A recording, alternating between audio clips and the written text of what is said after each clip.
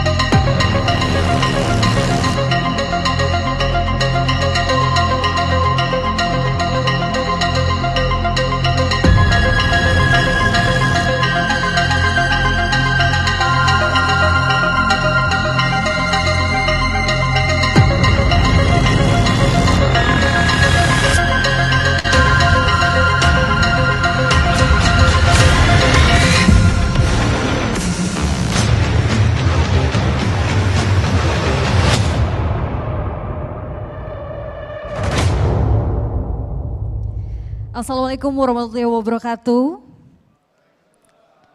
Om Swastiastu, Shalom, Namo Buddhaya, Salam Kebajikan.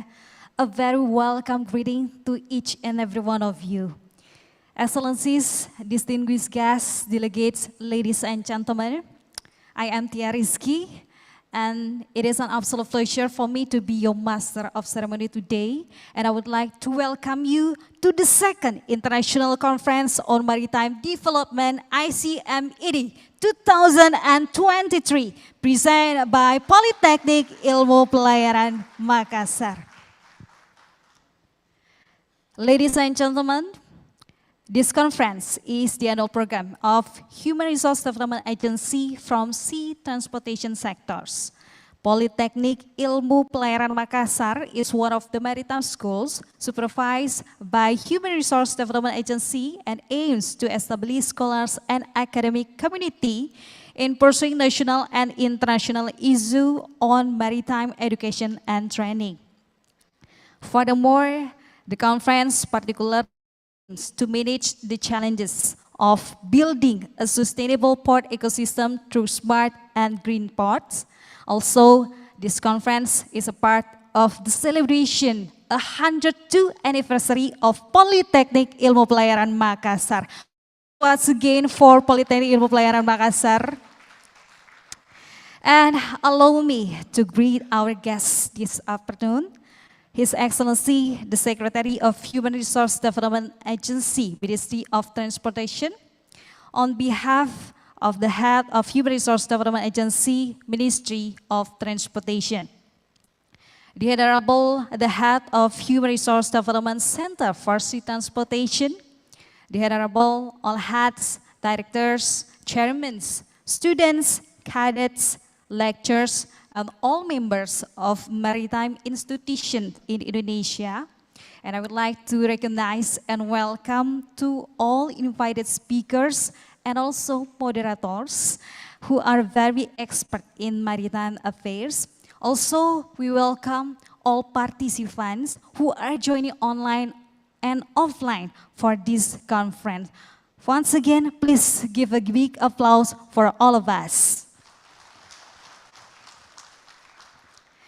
Ladies and gentlemen, would like to invite you all to stand up because we will proceed this conference by singing National Anthem of the Republic of Indonesia.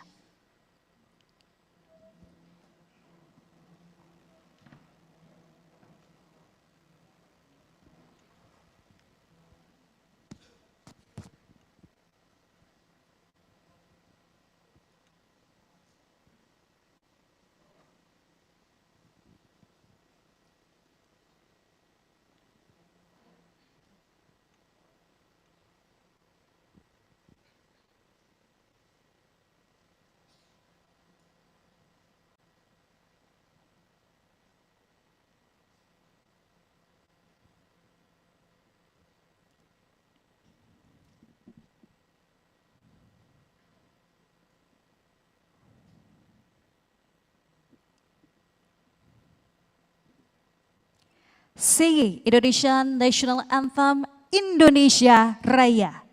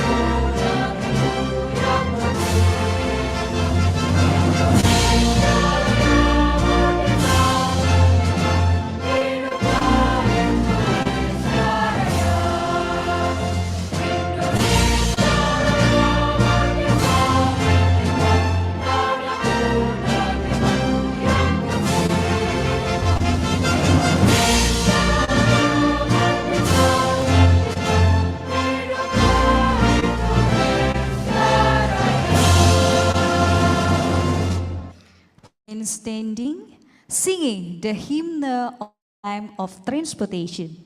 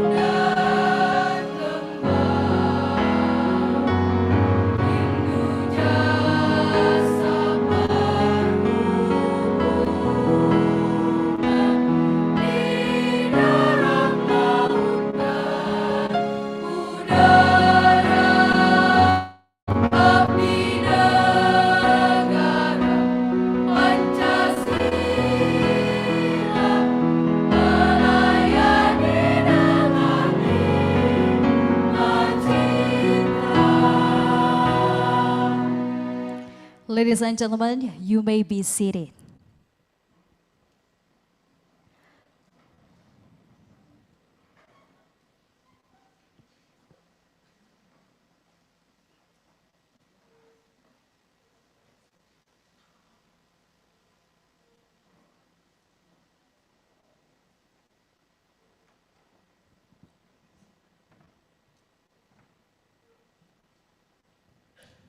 Dear honorable guests, as we wish today, this conference can be running well and be a blessing in benefits for all of us.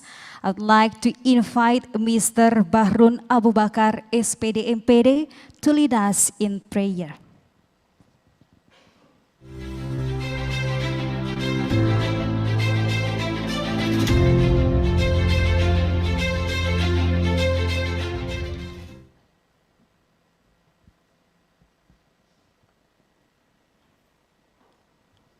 Bismillahirrahmanirrahim.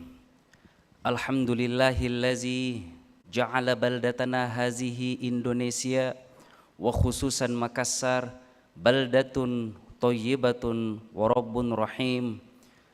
Allahumma salli wa sallim wa barik ala Muhammad wa ala alihi wa ashabihi ajma'in. Allahumma ya Rabbana, you are the Almighty God.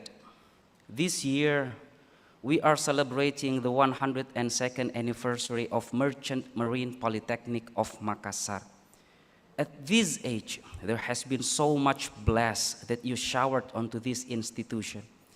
Please do not stop blessing us, because in every achievement we reach, in every landmark we built, in every medal we won, and in every prize we received, there is always be your bless.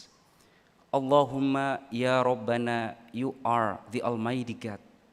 Today, we are opening the second international conference on maritime development with the theme, Building a Sustainable Port Ecosystem through Smart and Green Ports.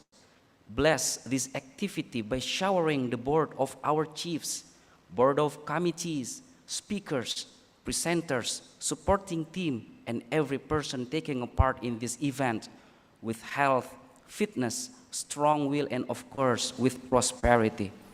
Let us do our best so we all can make these events rich, meaningful, beneficial, and contributive in bringing up innovative insights as stepping stones to reach the higher level of marine transportation science. Allahumma ya Rabbana, you are the Almighty God. Bless the big family of BPSDM of the Ministry of Transportation of Indonesia, and especially the big family of Merchant Marine Polytechnic of Makassar, so we all have positive energy in performing our best for our cadets, officer cadets, our clients, partners, and the most important one, for our beloved motherland, the Republic of Indonesia. Subhana rabbika rabbil izzati amma yasifun wa salamun alal mursalin walhamdulillahi rabbil alamin.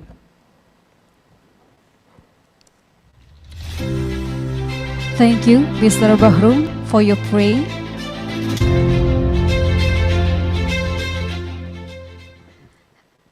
And now, ladies and gentlemen, as our warmest greeting to each and every one of you, we'd like to present a traditional dance from South Sulawesi, Tari Butakala Sukangku. Tari Butakala Sukangku tells the story of the process of a sailor's struggle in braving the harsh ocean waves. Even though it hits the sailor, they will not waver against the strong onslaught of the waves. And in the end, the turning point of the struggle is returning to their hometown. So ladies and gentlemen, please welcome, this is Tari Butakala Sukangku.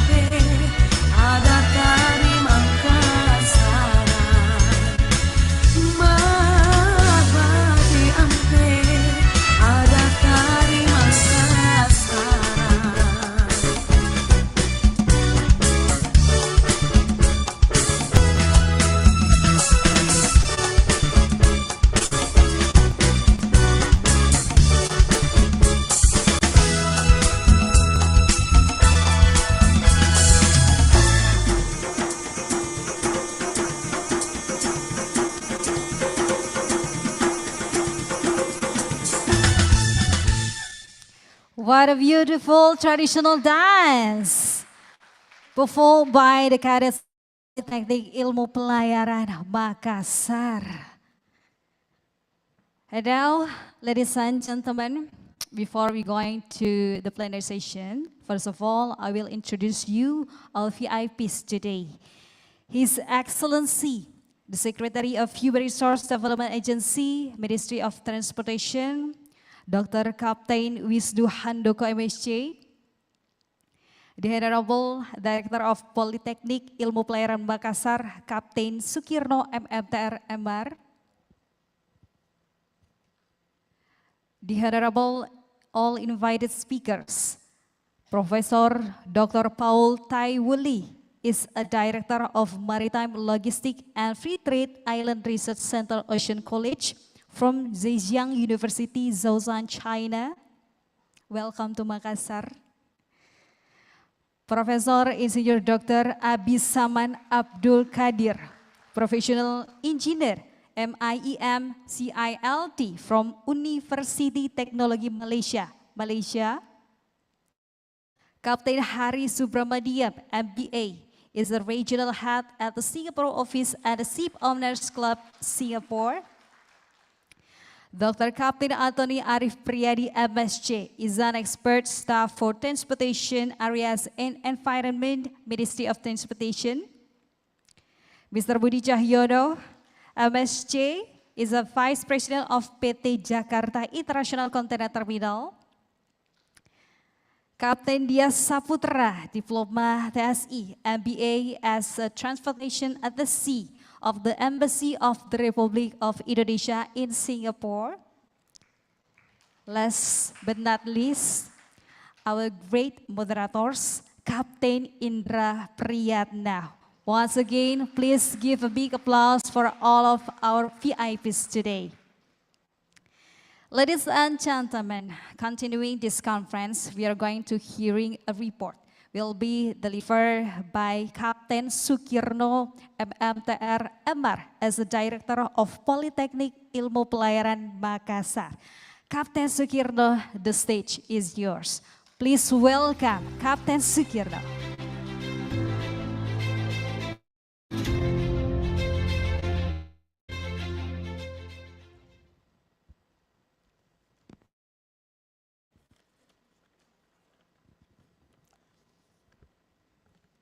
Bismillahirrahmanirrahim.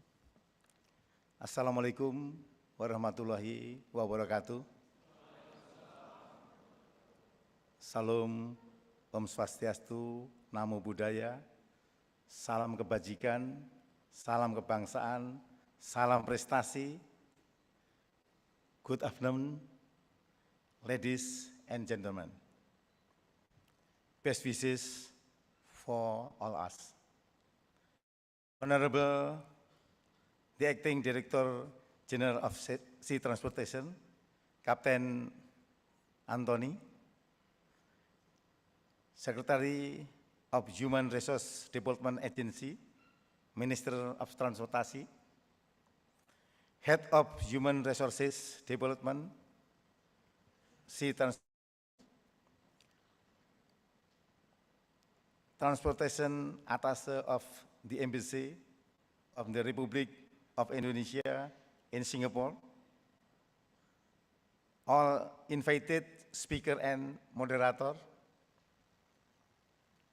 chairman and members of PP Makassar Public Service Supervisory Board, all participants who are joining the hybrid conference of the International Conference on Maritime Development on this occasion. Allow us to deliver the report of the ISMAT activities at Polytechnic Ilmu Pelayaran Makassar as follows. 1. Legal authority are Law of the Republic of Indonesia, number 17 of 2008, about shipping. B. Law of the Republic of Indonesia, number 12 of 2012, about Higher Education Academy. 2.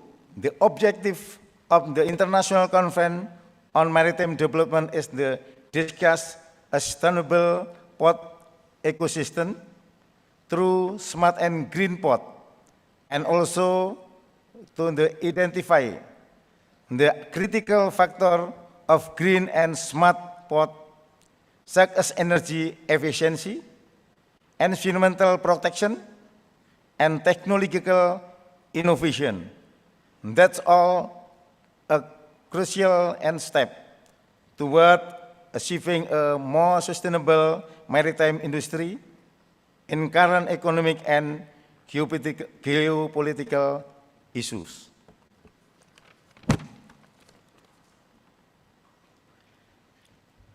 Theme of the second International Conference on the Maritime Development is met 2023 at PP Makassar is building a sustainable port ecosystem through smart and green ports.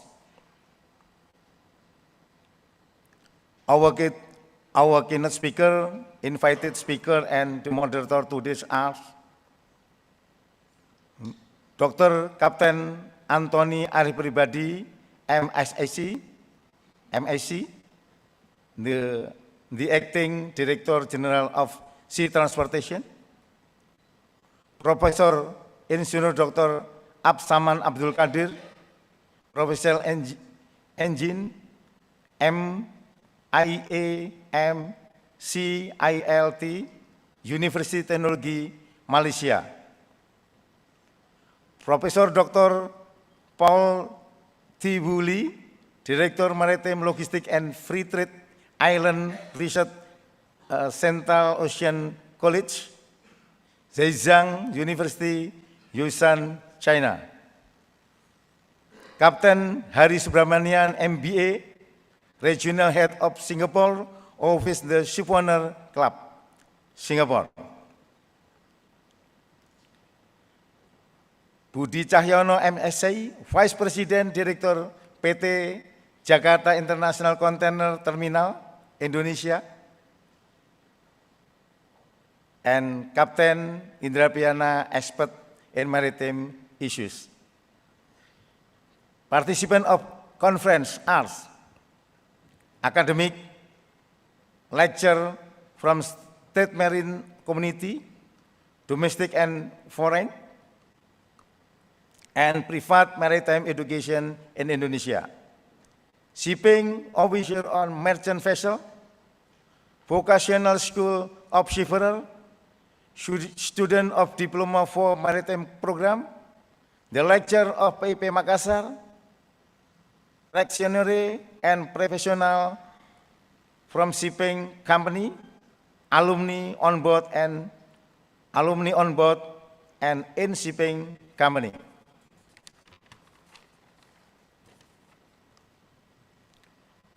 With the total of 500 participants, which has not included the participants who are joining virtual through YouTube live streaming.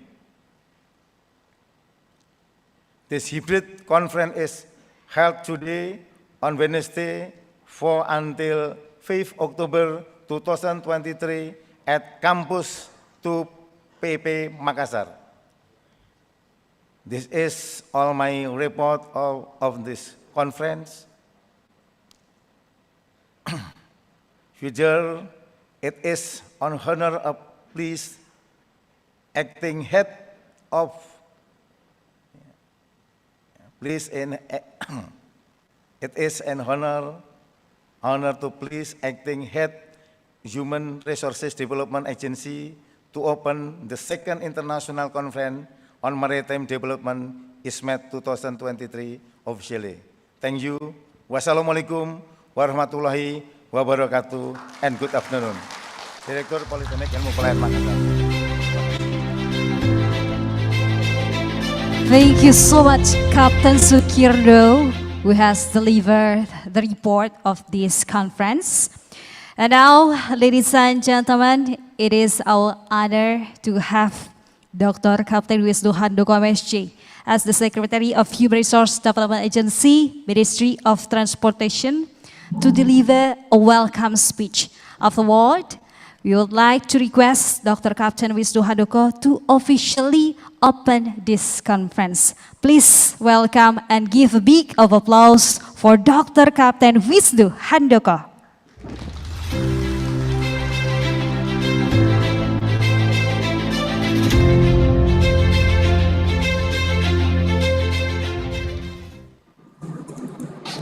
Thank you, Mbak Tia Rizky, the Master of Ceremony, for the time for me. Bismillahirrahmanirrahim. Assalamualaikum warahmatullahi wabarakatuh. May the peace and blessing of Allah be upon you. Om Swastiastu, Namo Buddhaya, salam, salam kebajikan, salam kebangsaan. And the great greeting of BPSDM, salam prestasi.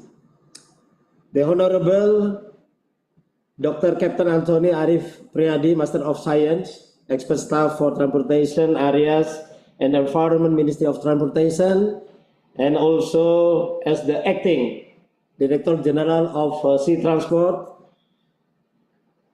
Honorable Speakers, Professor Insinyur Dr. Abdul Saman Abdul Kadir from the University Teknologi Malaysia, Professor Dr. Paul T. Woolley, Director Maritime, Logistic and Free Trade Islands, Research Center Ocean College, Zhejiang University, Southern China. Captain Hari Subramanian, MBA, Regional Head at Singapore, Office the Ship Owner Club Singapore. Mr. Budi Cahyono, Master of Science, Vice President Director, PT Jakarta International Container Terminal, Indonesia. The Honorable Captain Dia Saputra, Transportation Attaché of the Embassy of the Republic of Indonesia in Singapore. And also I look there, my colleagues, Pak Hirnadi, the Port Authority of Makassar Port. And also my senior and my mentor, Captain Indra Priyatna, expert in maritime issues, official of Ministry of Transportation, the head of Sea Transportation Human Resource Development Center, Pak Ahmad, and also Captain Sukirno and all his staff, the principal of Polytechnic Ilmu Pelayaran Makassar, distinguished participants, ladies and gentlemen. I would like apologies. Today I'm not able to attend physically at this good occasion because activity I cannot leave. First of all, let us praise God Almighty for all His blessing that we could gather here to attend the second International Conference on Maritime Development 2023 ICMAT. On this beautiful day, I am delighted and honored to greet you all and to deliver this speech on behalf of Ministry of Transportation. The Ministry of Transportation is honored to host the International Conference on Maritime Development with the theme, Building a Sustainable Port Ecosystem Through Smart and Green Ports. Participants, ladies and gentlemen, I would like to take this opportunity to introduce the agency. Human Resource Development Agency of Transportation is an institution under the Ministry of Transportation responsible for developing human resources on land transportation, railways, sea transportation, and civil aviation. As you know, that globalization has created a highly competitive environment in all areas. The agency has been working together with the Polytechnic under the agency to develop and improve the quality of human resources in the transportation field. One of these polytechnic is Makassar Merchant Marine Polytechnic that organize vocational education as well as functional technical education and training in the field of merchant marine. Shipping has played an indispensable role in facilitating trade through most of human civilization history. The ascendancy of the importance of shipping, especially since the industrial revolution, is no coincidence. Its ability to transport large volumes of goods cost effectively, leveraging an advantage of the economic of scale, has propelled into the forefront of the global economy. The present day shipping industry, renowned for this economic and efficient long-distance transport, occupies a pivotal position in the world economy, often celebrated as the cornerstone of the international trade and the steadfast contributor to the globalization. Maritime transport is not just a conduit, it is one of the visible pillars of the modern life. Indeed, shipping serves as the lifeblood of the global economy. When the maritime sector encounters difficulties, the entire global economic machinery comes to the halt. Nevertheless, while shipping boasts significant scale, it is also grapples with substantial risks, but in terms of physical challenges and financial uncertainties inherent in transporting goods across vast oceans.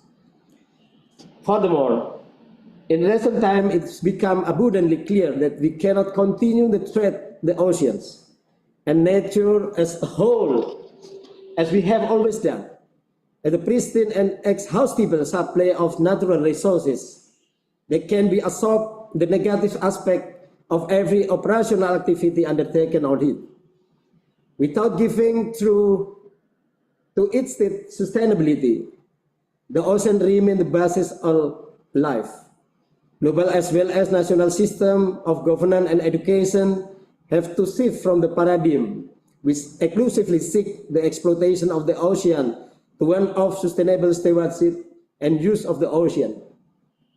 This is perhaps its most important required paradigm shift of our time. It can be argued that the problem associated with the lack of stewardship, respect, protection, and sustainable use of the ocean in many jurisdictions arise from the lack of knowledge and appropriate education about the ocean and how humanity should interact with it. Ladies and gentlemen, a campus is a place and center of excellence. Excellent in producing human resources through education to improve the culture of learning and innovation, which can ignite the growth mindset of the nation's next generation. Therefore, I encourage all the polytechnics to be more adaptive in transferring the curriculum according to the national and global needs, as well as adapting to characteristics prevalent in Indonesia and international seminar. Ladies and gentlemen, reflecting the commitment of the agency, I believe that this conference will provide a forum for the government officers, stakeholders, and academics to meet together and share information, as well as exchange of knowledge on the improvement of smart and green port ecosystem, sustainable and safe transportation system. I also believe that this conference is expected to encourage lecturers and researchers, especially Indonesian lecturers and researchers, to improve the quality and implement research for further contribution to the transportation communities. This second international conference, ICMET, has several topics about the development and innovation of the port maritime industry. The development of smart and green port is essential to ensure that the maritime industry can continue to grow while minimizing its impact on the environment. As we all know, the construction and sustainable development of a smart port should be based on the principle of cooperative cooperation, technological innovation, and environmental protection. To achieve this goal, we need to identify the critical factor of green and smart ports, such as energy efficiency, environmental protection, and technological innovation. I believe that ICMET will provide a great opportunity for innovation, especially for port and transportation sector to adopt and create a better solution from the rising challenges and change in the globalization and digitalization era. I'm confident that by creating opportunities through discovering innovative approaches and contribution from multidisciplinary sectors, academics, researchers, practitioners, and involving industries will give solutions for advances in transportation, Participants, ladies and gentlemen, in the situation of geopolitical and global economic recession issues, we experience the difficulties in developing technology on research. However, in order to maintain innovation in transportation, researchers and industry experts need to work in harmony to bring solutions and to achieve sustainable transportation for a better future. Innovative thinking requires more than just amazing ideas, such as resources, skill, technologies, information, tools, approach, and many more. However, the most significant aspect is that innovation needs the participation of people. Therefore, human development is one of the important elements. This is required for the innovation to be maintained and developed for better transportation. I do hope that through this conference will give us a comprehensive understanding in terms of transportation on the interconnected aspect between innovation and industry prospects, as well as the impact to people and society in creating simplicity in life. I also wish that all participants can take advantage of this conference to develop valuable networking in order to pursue new ideas and innovation in transportation. In conclusion, let's fostering collaboration and partnership. We can leverage our collective strengths, knowledge, and resources to shape a more sustainable, equitable, and prosperous future.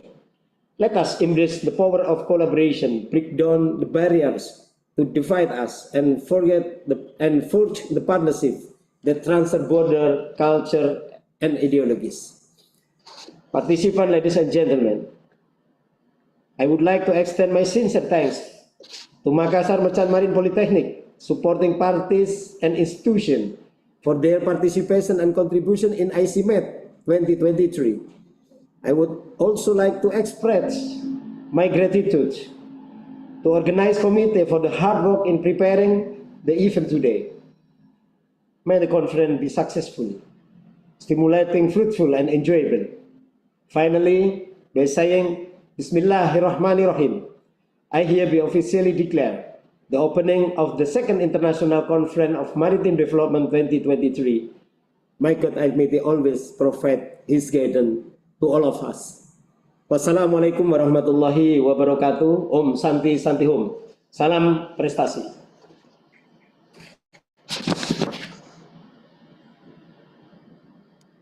Ladies and gentlemen, the Second International Conference on Maritime Development ICMED 2000 has officially opened by the Secretary of Human Resource Development Agency, Ministry of Transportation. Please give a big applause for this conference. And now we have reached to the main agenda, the plenary session of this conference. And Captain Indra will take the lead on this session. He's really an expert in maritime affairs and of course has a lot of experience. In 1990, he has a postgraduate study in navigation in Netherlands. In 1996, got a lecturer's license or application approach at Makassar State University and a master license at BP3IP Jakarta, and so on, so forth.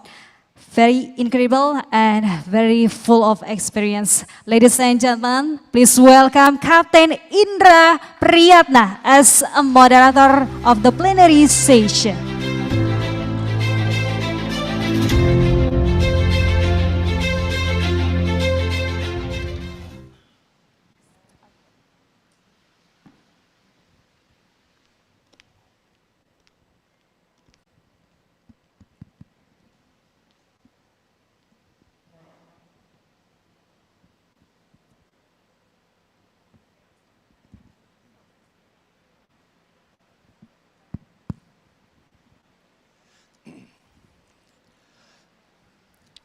Thank you very much, Ms. Tia Rizky. Ladies and gentlemen, as it has explained briefly by my colleague, Ms. Tia, that in conjunction with the celebration of 102 years of age of the Makassar Merchant Marine Polytechnic, or also known as PIP Makassar, and to fulfill the obligations of higher education to conduct international conference for at least once a year, this polytechnic held this international conference with the theme, Building a Sustainable Port Ecosystem Through Smart and Green Ports.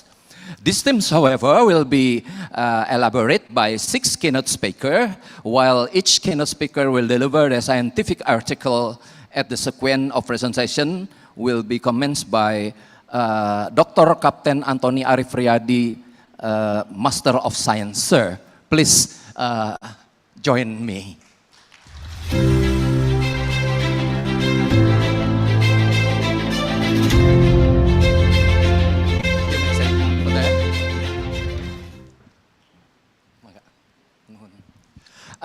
The second presenter will be Professor Dr. Paul Tae Woo Lee. Professor, please join me.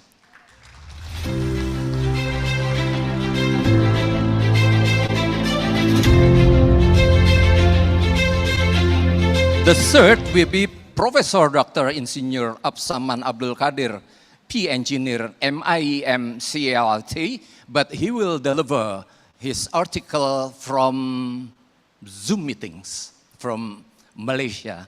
And the fourth speaker will be Mr. Budi Cahyono, Master of Science. Sir, please join me.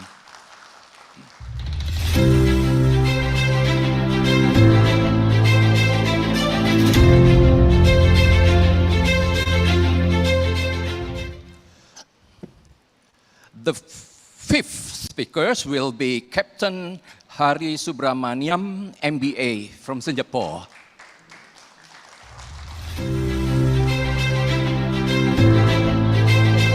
And then the sixth is Captain Dia Saputra from Communication or Transportation Attaché, Singapore.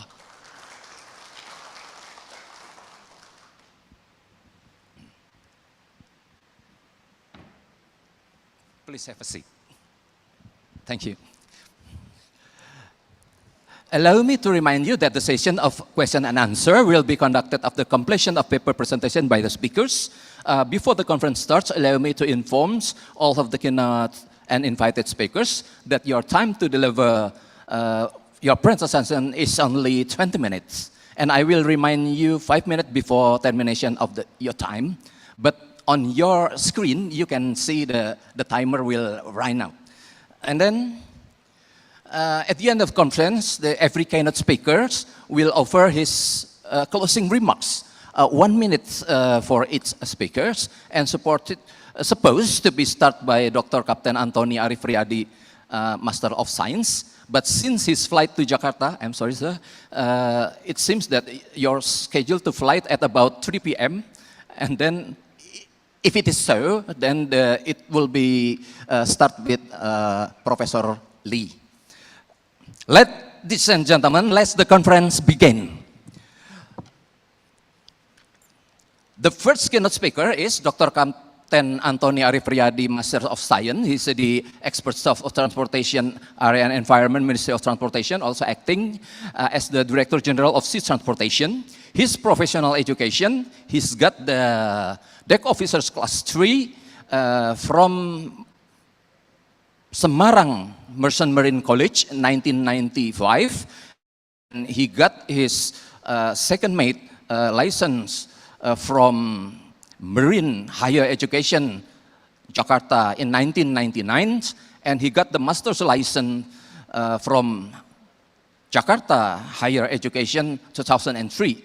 And his academic education, he graduated from World Maritime University to get his Master's of Science in Marine Science in 2006, and he got his civil engineering doctor in civil engineering from University of Indonesia 2014, and he graduated from University of Le Havre, France, doctors in computers engineering, specialization in automation 2014. 2015. His current position is expert staff for transportation areas and environment, Ministry of Transportation, acting as a Director General of Sea Transportation. And previous appointment, that's quite long. Allow me to read just the last one. Okay. They know your profession anyway. So, gentlemen, his presentation will be entitled Building a Sustainable Port Ecosystem Through Smart and Green Ports. Dr. Anthony, the time is yours.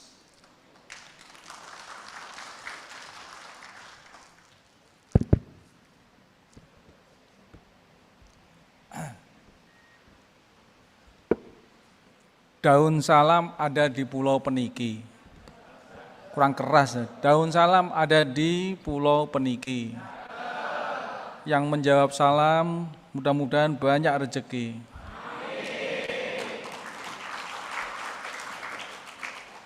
Assalamualaikum warahmatullahi wabarakatuh. Distinguished college, ladies and gentlemen, good afternoon, and of course, salam prestasi.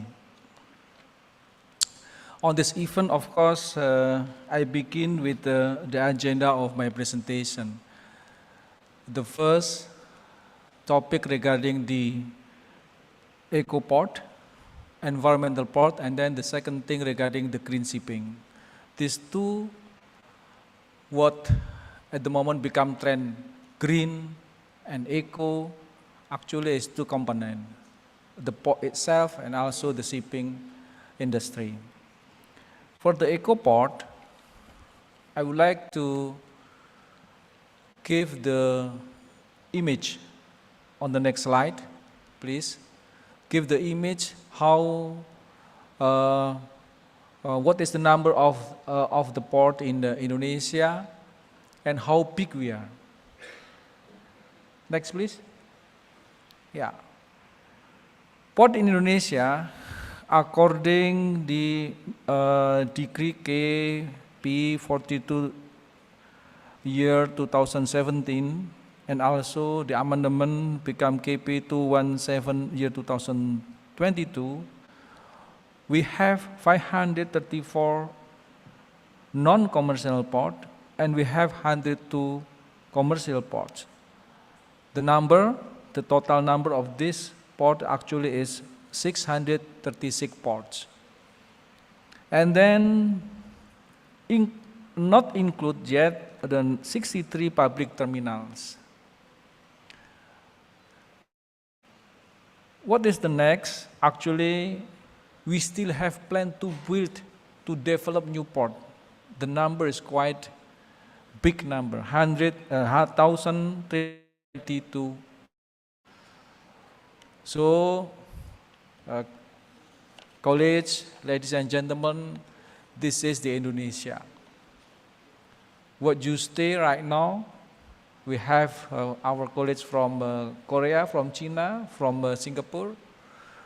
Actually, we live on the same planet, sir. Remember, we stay on the same planet. That is why EcoPort and green shipping is quite important. The EcoPort on the next slide. The EcoPort, sometimes people say ecological port or green port. Actually, is port within the scope of sustainable development. Sustainable development port, which is not only requirement environment. Remember, not only requirement of the environment, but also to raise the economy port. When we are talk about the eco port, there are four pillars. Four pillars of the eco port, if I may mention, the first one is compliance. Compliance means the fulfillment of all regulatory requirements in the environmental field. And then the management system. The other things, the third one is green initiative. Could be like the initiatives such as energy management, water saving, using of environmentally friendly technology, habitation and biodiversity. And then the last pillar is stakeholder. Stakeholder involvement to support fulfillment regulation in the environmental sector and implementation green initiative ports.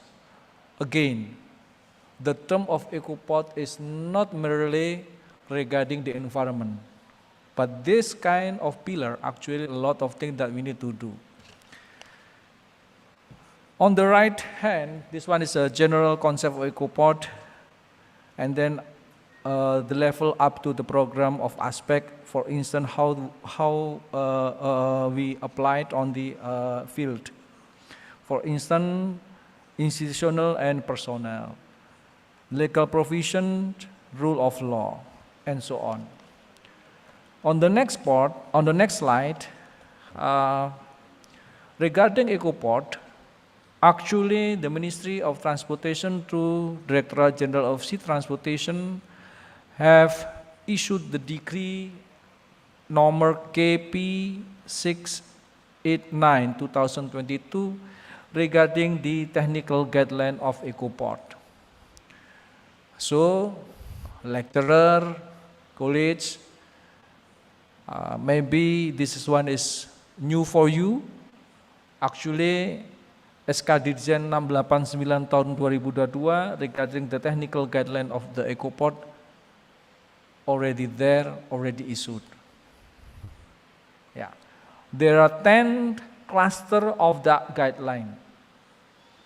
The first, for instance, on the left hand side, institutional development and eco-port culture. What we really regulate regarding the culture and institutional development. For instance, the establishment of an eco-port institution at the port. The function of an eco-port culture in the port. Yeah, even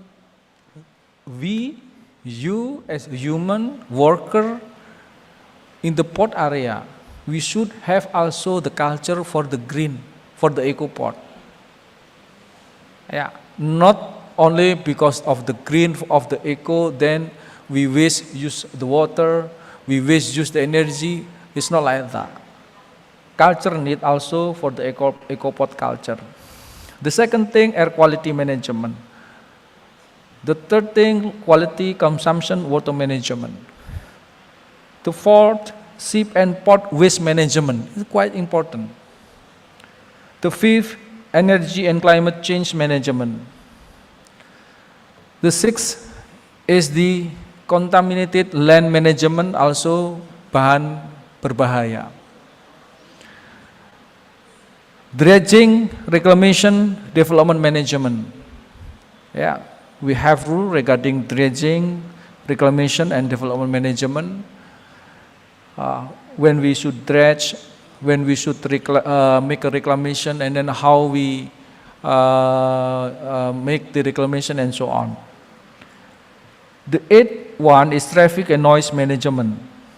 Yeah, how to control of traffic vehicle in the port area, for instance. Technology utilization, for instance, to get the traffic and noise management. The ninth is relationship with local communities management. Port at the moment cannot stand by itself. The port need community, local community. Yeah, and then the last one is native habitat, valuable sites, and green open space management. Next slide, please. For instance, the application or implementation of the eco-port Indonesia, of course, in abroad, like Port of Long Beach, Sydney Port, Sarangai Green Port is quite known as the Green Port. In Indonesia, the first what we may categorize as the eco-port is the Teluk Lamong Terminal on East Java.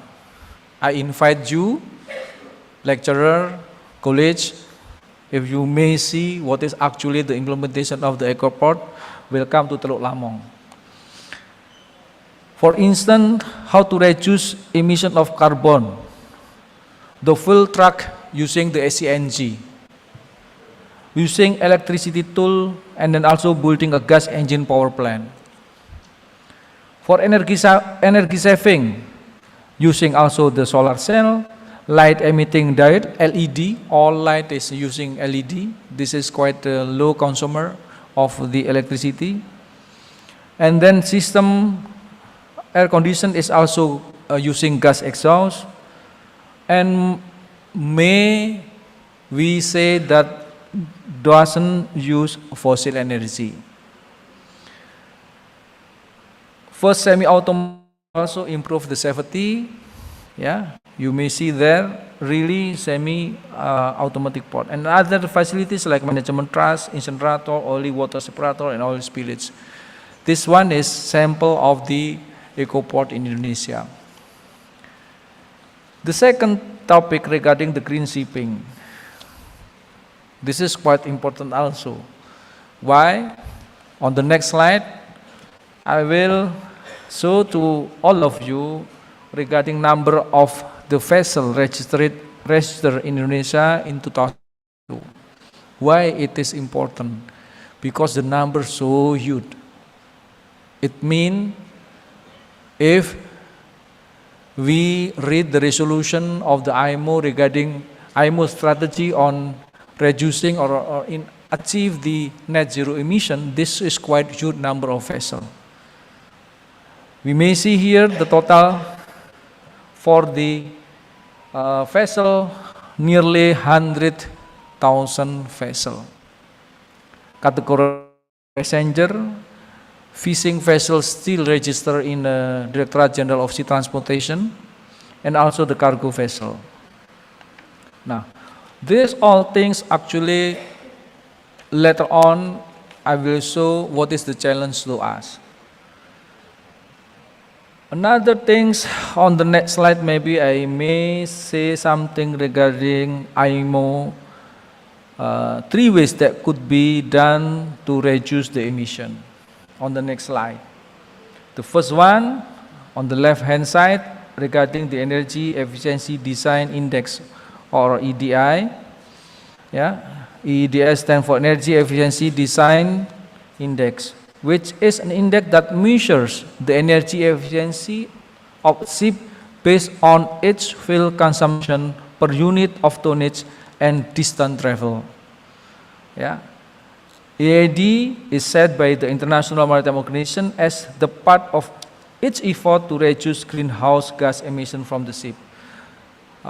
This target start from 2025 and then 2030 and also the last 2035, 50% more efficient than the baseline EAD on this year, 2025.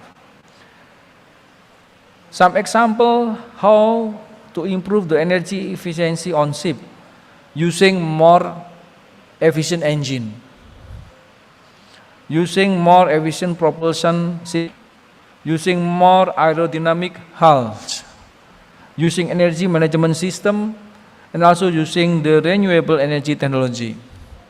The second thing is energy efficiency, operational and ship energy efficiency management plan, or SEEMP, that now Indonesian flagship they should implement the SEEMP. And then the last one, market-based measurement that consider carbon market operational measures. Last month, on the next slide, we have international conference on global fouling.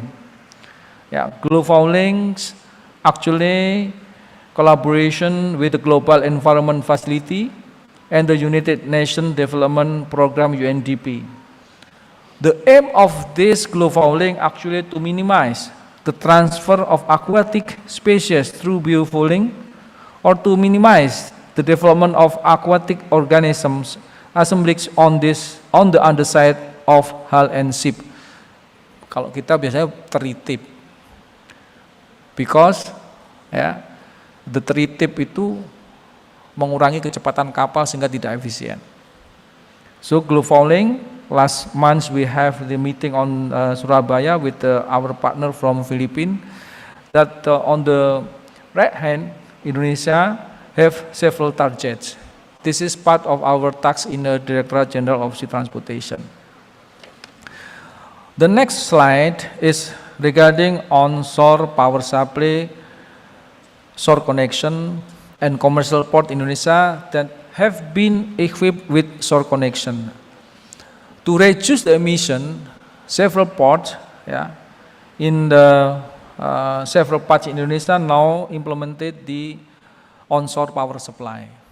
No need anymore the vessel using the generator during port operation.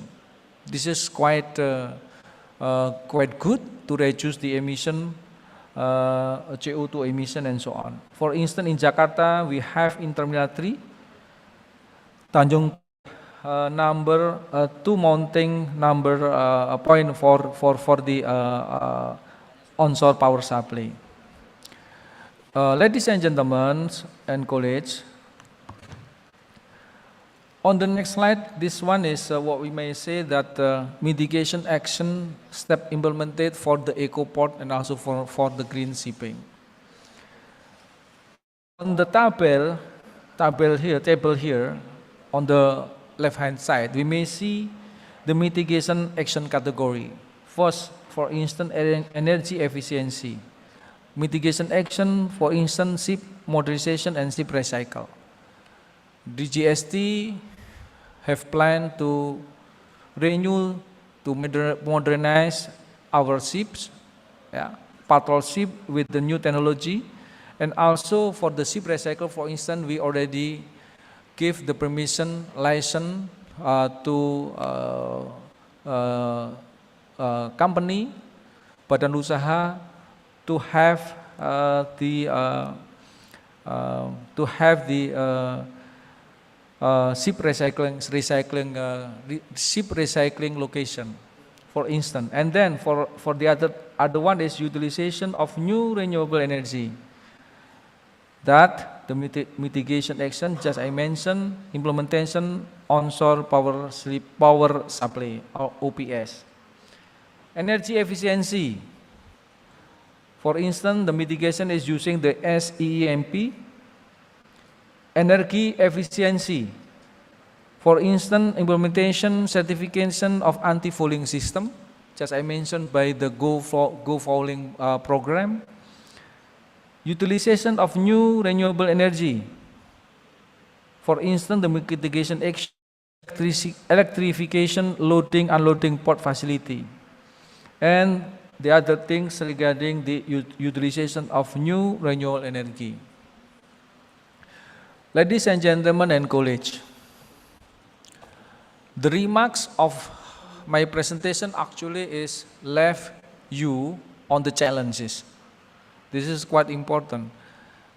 I have showed to all of you regarding the number of ports in Indonesia, and then I also show to all of you regarding the number of ship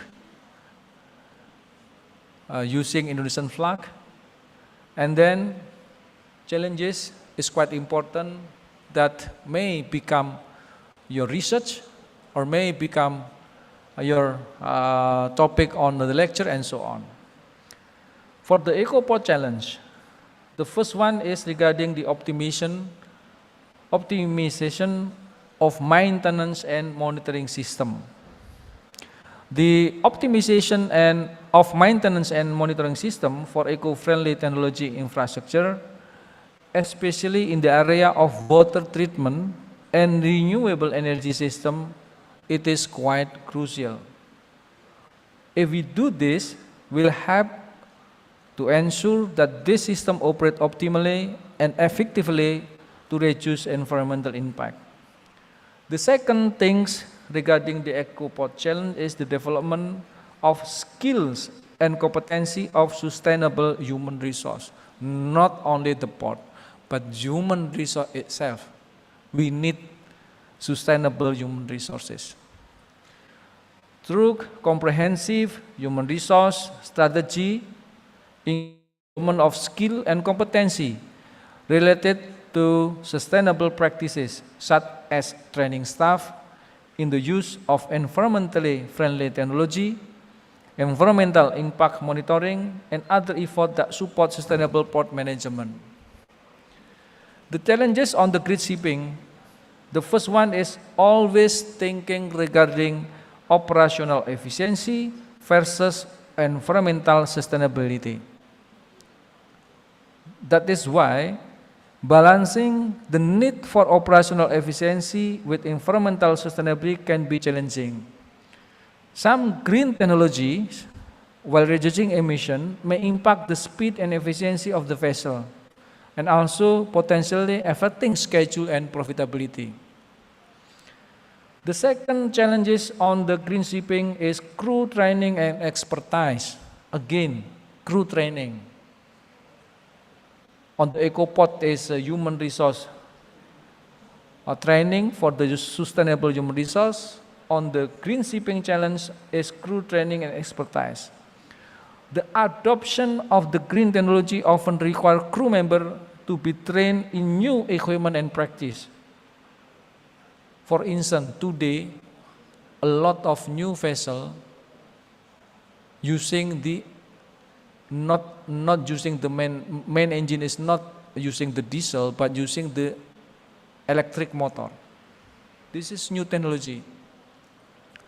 You may search on your YouTube.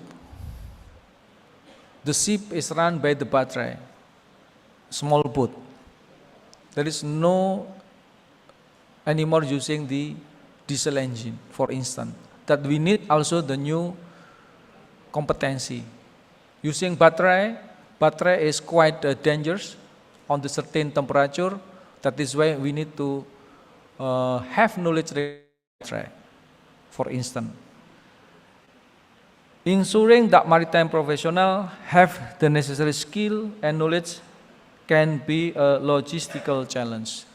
So I hope, like a PAP Makassar, not as a business usual,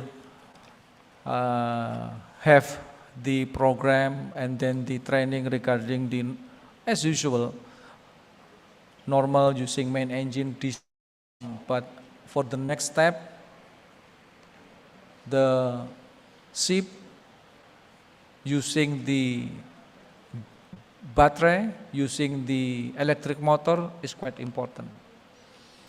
That's all that I may present to you. Of course, I leave to all of you and I remind you, we stay on the same planet. The name is Earth, except you maybe want to pindah ke bulan. Yeah? So let's keep our Earth with the EcoPort and also green shipping. Thank you very much.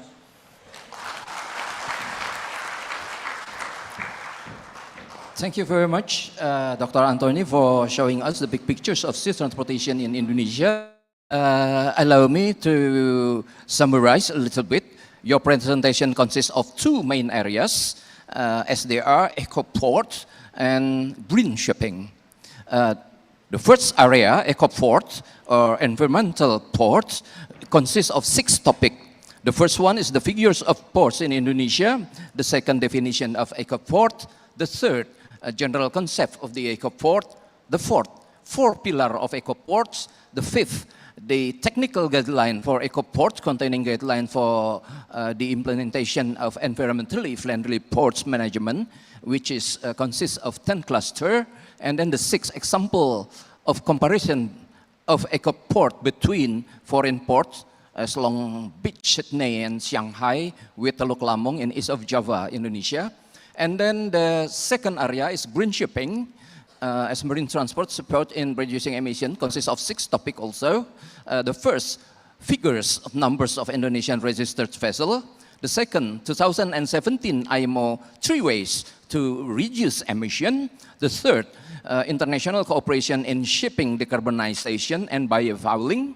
And number 4, onshore power supply or shore connection. The fifth, implementation of mitigation action steps on energy efficiency, including renewable energy, and the 4 area of challenge, especially in operational efficiency versus environmental sustainability. Again, sir, thank you very much indeed for your comprehensive presentation and your great contribution to the conference, although you have a very tight work schedule. So, yeah, your flight will be at 3 o'clock. You only have 1 hour to go to the airport.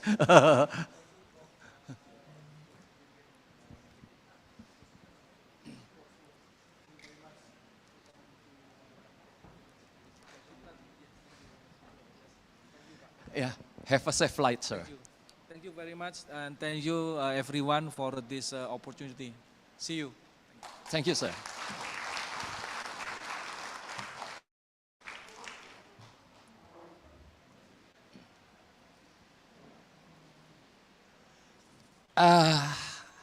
Miss Tia, possibly you may accompany me, although the question and answer session still take times. It's about 1 hour to go, but may please kindly have a seat beside Professor Lee. Ladies and gentlemen, let's us proceed to the next invited case speaker. The second keynote speaker is Professor Dr. Paul T. Wo Lee, Directors, Maritime Logistics and Free Trade Island Research Center, Asian College, Zhejiang University, Sosan, China. Professor Paul, how about if I read a little bit? Let me introduce it. I have already. I see. Thank you very much, sir. Please introduce yourself. Slide, please. Okay. The curriculum Alright, vitae-nya. Okay. That is better. No, it must be using the green one. If the red one, it doesn't work. Must be the green color. Yeah. Noun?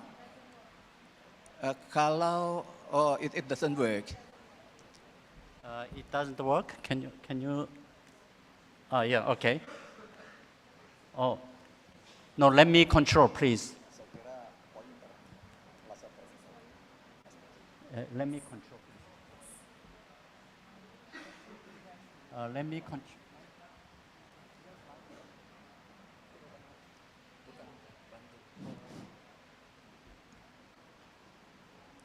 Let me control this.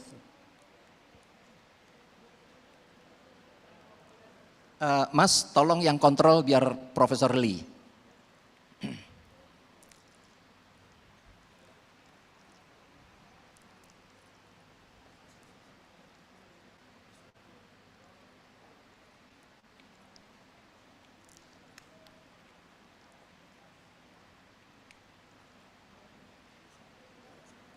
Ya.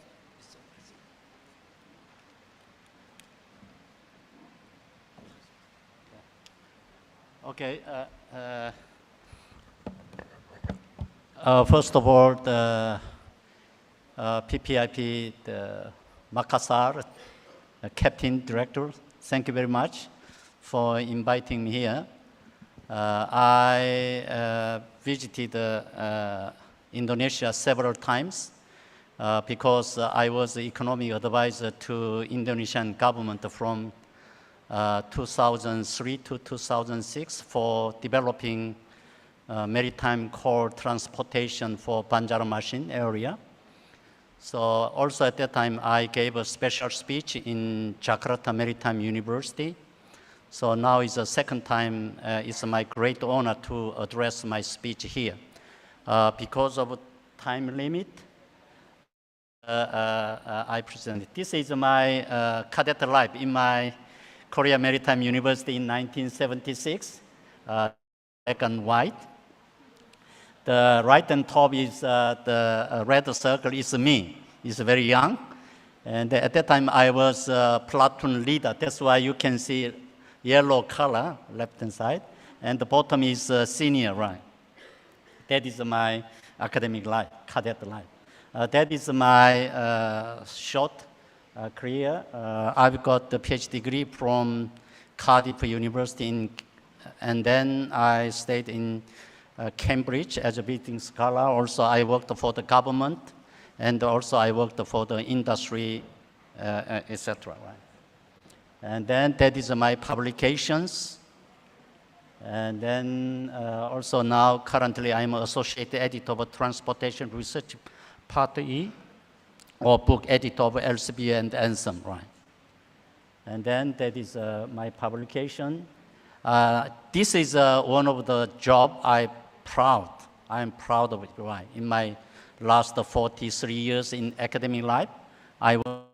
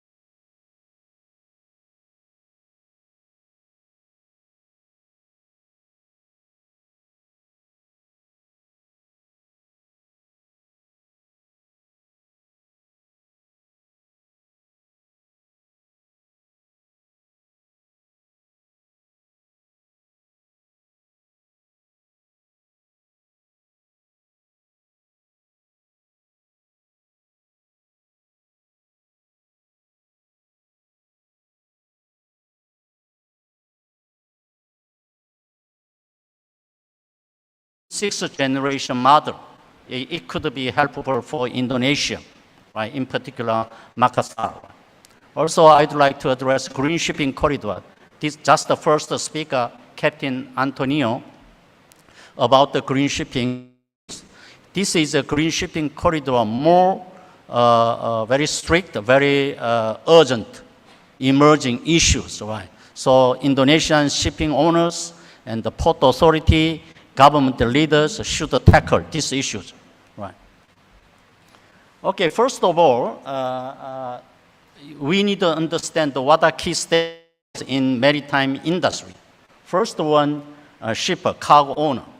You need to understand that the behavior of ship owners. Also, we should understand the behavior of shipping companies. Companies, they are making shipping alliance, right? And also terminal operators, and then port developers or the port technicians.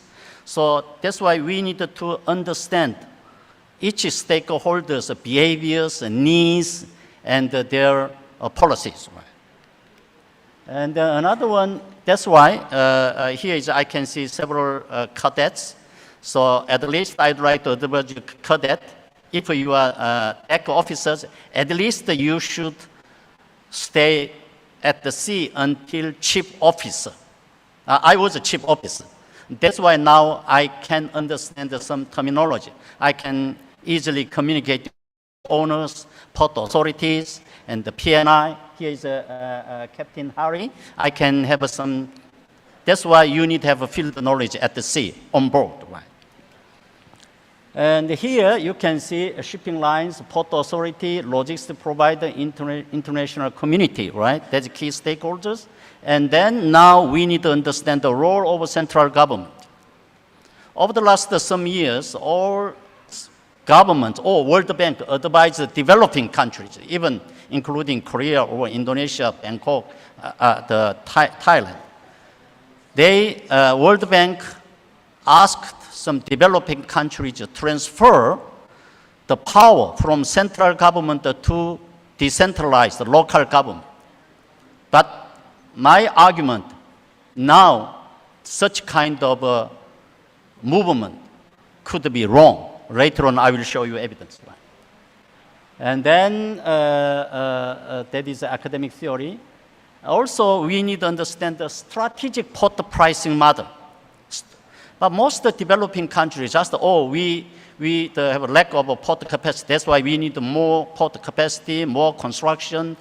But that is also good. But we can solve the port congestion problems, we can solve the shortage of port capacity by using strategic pricing model, right? Okay, that is my argument. And then another one, we need the money in order to construct more port, right? How can we raise the fund? So which means we need to make innovative financing model, right? That is one issue, poker issues. So here, how to crack down the vicious circle, right? We have a poor port capacity, poor port infrastructure. That's why port congestion, freight rate going high. Also, that's why our international trade competitive edge is poor. That is a vicious circle. So how can we crack down, right? That is one issue. And then, that is the first issue, right? Now I move on to today's conference main themes. What about the smart port? So actually, I tried to compare the smart port between China and the European port, right? Three taking case studies in Shanghai, Ningbo, Zhoushan, Qingdao port in China, and in Rotterdam and Antwerp and Hamburg in Europe. And then the three functions, I will show you that is a Shanghai port case, and the Ningbo, Zhoushan case, and the Qingdao port case, and that is a fusion technology applied for Chinese smart port platform. And then that is a smart Europe.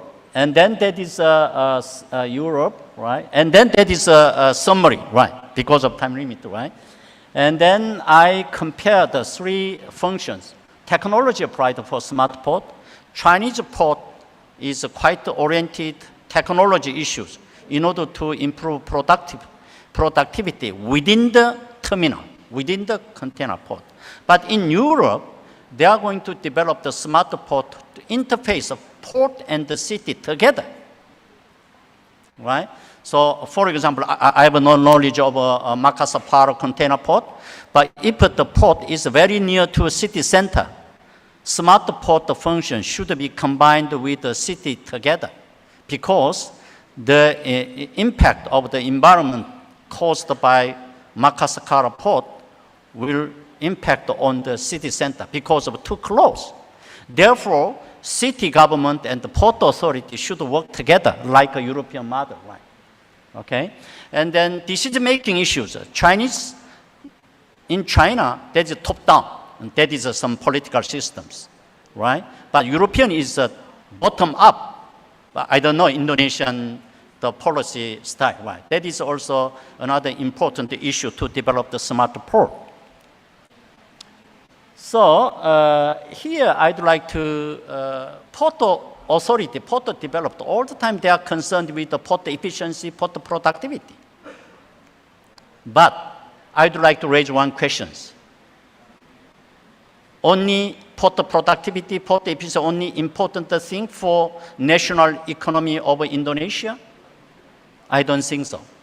That's why from the government level, we need to think about, whenever we develop smart port, we need to think about what's the contribution of a smart port to port itself, as well as other regional economy or national economy, right? That is my argument, right? So that's why I'd like to raise one question: how to embrace emerging critical factors for sustainable future port, right? Okay, this is some green development smart port. So what is a green port? What is a smart port? It's an automated port. That we have the definition of each port I've confused, right? Okay, so that's why I'm going to combine all these issues together. First time, that is my model, right? Fifth generation port model. Y-axis is economic values creations, x-axis complexity. So first generation port, the cargo port, only loading, discharging cargo. Second one is a logistic port. Third generation SCM port, supply chain management port, globalized e-port. That is the first. So UNCTAD proposed the first generation to fourth generation But fourth generation model is not enough. That's why I proposed a fifth generation model, dynamic customer-centric community port. And then, so fifth generation port is not enough still, because can you see red color on axis? COVID-19. We realized the huge impact of COVID-19 on port authority, port activities, and then digitalization, and the greenhouse emissions, decarbonizations, the climate changes. That's why now we have seen new factors. Also, economic value addition, right? Market growth, port competition, plus value added and the social welfare. Therefore, this is a sixth generation port model for sustainable future model. Right here, as I mentioned earlier, the power of the port function and then the power authority regulation transferred from central government to local government. But since the COVID-19 and the digitalization, decarbonization, so the local government and the local port authority cannot solve the three things, CDD, COVID-19 and digitalization, decarbonization. Therefore, central government started to step in. Therefore, the decentralized path is a little bit a reversing trend now. Okay? Now we have seen this kind of evidence around the world. Okay, now is another issue, is green shipping corridor. What this morning the first speaker, the Captain Antonio mentioned. This is a green shipping corridor. Some international organizations, right, couldn't believe IMO could achieve the gas emission reduction by itself. Therefore, some Paris Agreement, IMO regulation, and they step in, and then Clyde Bank Declaration was made in 2021. And then they proposed the green shipping corridor. What is a green shipping corridor? There are 10 stakeholders, right? So these are all international organizations, right? The IMO itself is not enough to contribute to reducing gas emission. That's why 10 stakeholders should work together. So shipping company, port authority, cargo owner, green energy, shipping company together, right? That is called the infrastructure and operation level. The other 5 under the governance of shipping, the support level. Can you see? Some countries have already launched the green shipping corridor. I don't know. I haven't heard the Indonesian government launched a green shipping corridor. Just this year, April, Singapore launched the green shipping corridor between LA and Singapore. Also, Singapore launched the Singapore and the Rotterdam. That is the longest green shipping corridor, right? And then the shipping companies will deploy zero emission ships on the green shipping corridor. This slide shows green shipping corridor is available. Okay, what's the key challenges in implementing green shipping corridor? Zero emission shipbuilding costs are much higher than ordinary shipbuilding cost. Also, green fuel oil cost is much higher than fossil oil cost. How can we solve the problem? Shipping company? No, shipping company cannot solve this problem. What shall we do? Therefore, central government step in. That's why the cargo owner, also green production company, port authority, they should work together. So basic idea now is under discussion in IMO and the other organization, right? Okay, company, oh, I have no money, I cannot build a zero emission ship. I have no money to burn the green fuel oil. Okay, you can lose fossil oil. In that case, whenever the ship enters my port, you should pay penalty charge, right? And then they collect such money from the traditional ship and then give them the money to the shipping company who builds zero emission ship and burn green fuel oil. That is the basic idea now, all right? Yeah. So therefore, a big issue is how to make green shipping corridor feasible, applicable, commercial. That is a key challenge issues. Therefore, UN ESCAP and then IMO and the ADB and the World Bank, they are work together how to design this kind of green ship finance. Right. Okay, so now is I argued port productivity is not itself is not important. We need to think about the more. So beyond the productivity. Therefore, I'd like to propose the new idea, new paradigm, right? Also, I would like to raise a question. Okay, Makassar port want to make a perfect automated port, perfect smart port, perfect green port. So that is enough. That is the ultimate goal. We need to think about these issues, okay? That is my issue. So how can we see the port in Indonesia, right? So in order to solve the port productivity only issues, so we need to think about paradigm. Most economists, the economic scale, economic scope, economics of density, economic speed. But these concepts not enough to achieve port competitive, port efficiencies.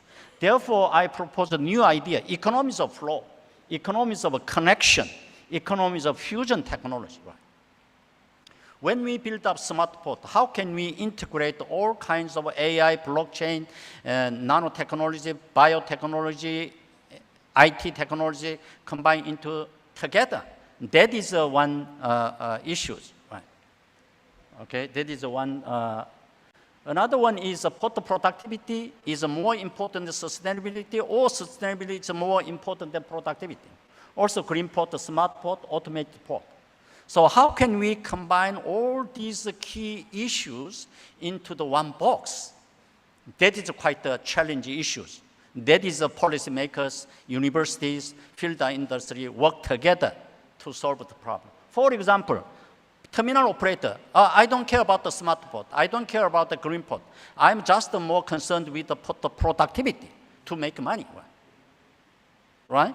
So port authority or shipping company, we don't care. Just if my container ship go into the Makassar port without the port congestion, we want to design cargo, we want to load in cargoes, we want to leave the Makassar port.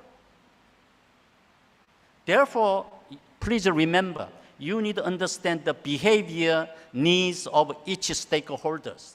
Without understanding each stakeholder's needs, right, or sometimes the selfish mind, the port developer or policymaker might make a mistake, right? That is my message. All right, and then, okay, so I'm not Indonesian, so I'm outsider. So therefore, I'd like to raise a couple of questions, some points to ponder, right? That is your homework.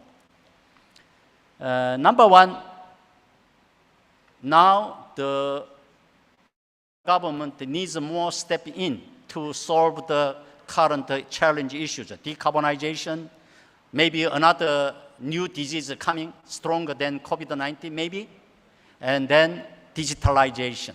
Therefore, Makassar port itself, local government itself cannot solve the CDD model.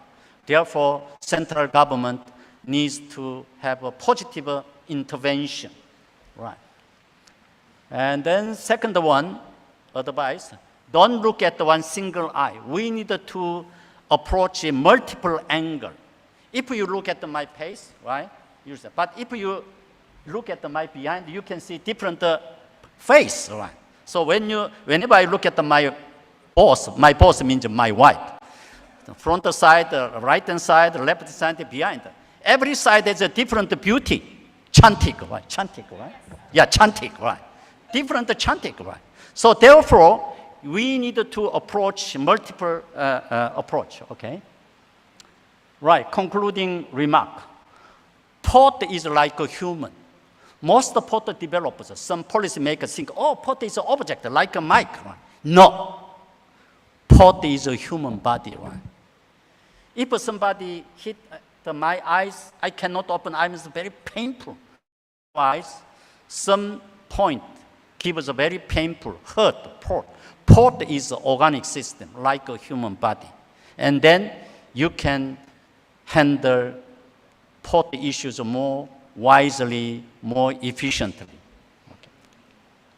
Okay, that is the references, and then that is my Chinese Belt and Road Initiative website. And then, thank you very much. Terima kasih. Thank you.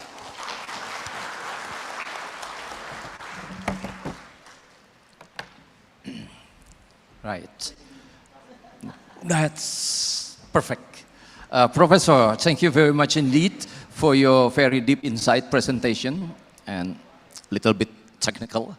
Your presentation, however, among other things, covered about 6 main areas as they are. First, to address focal issues with emerging critical points for a sustainable future port development.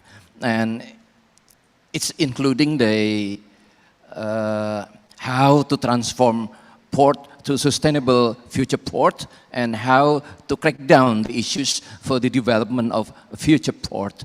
And then secondly, to conduct a comparative study on smart port between China and Europe, especially the Netherlands, Belgium, and Germany, and the summary of the major findings, so we can learn something from there. And then third, emerging the smart port and evolution paths of smart ports. And then the fourth, to propose a sustainable future port model. It is consists of 1, the 6th generation port model, embracing smart port function, including the carbonization and digitalization.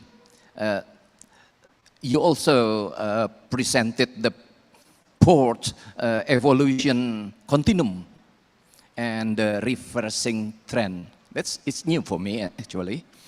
And then number 2, a new emerging trend of decarbonization of maritime industry. You also explained about 10 stakeholders in building the green shipping corridors. And then number 3, new paradigm for sustainable future port. And then the 5th is to draw a policy implication for port development in Indonesia. That's a very useful for us, especially to propose the 6th generation ports.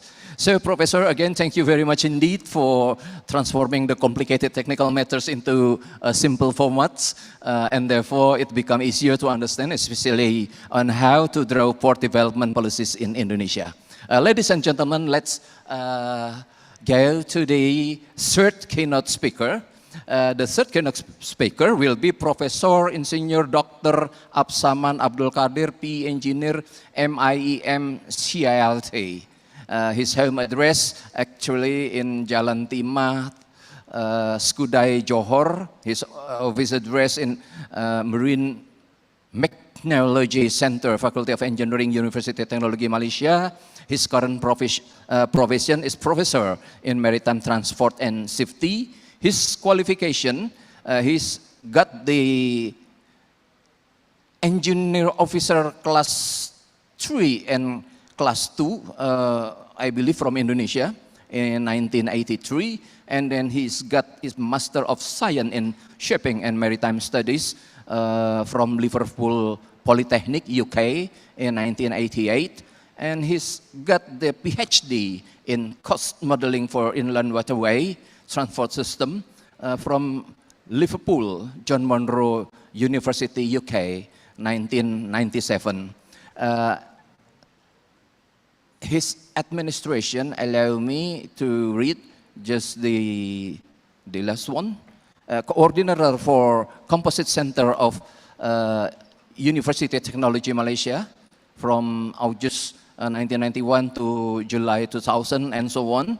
And his professional membership, registered professional engineer with Board of Engineer Malaysia, 1993 until now. member of Institute of Engineers of Malaysia, 1993 until now. Member of Chartered Institute of Logistics and Transport from 1997 until now, until present, and so on. And committee members for so many committees, subjects taught in the UTM, or University Technology Malaysia, Marine Power Plant System, Marine Engineering Materials, Marine Engineering System, Professional Engineering Practices, Marine Transport System, Marine Safety, Risk, and Maritime Law. He have also special award assignment, Best Research Group Award for Maritime Technology Panel in UTM, 1991, and so on. Is quite long work experience.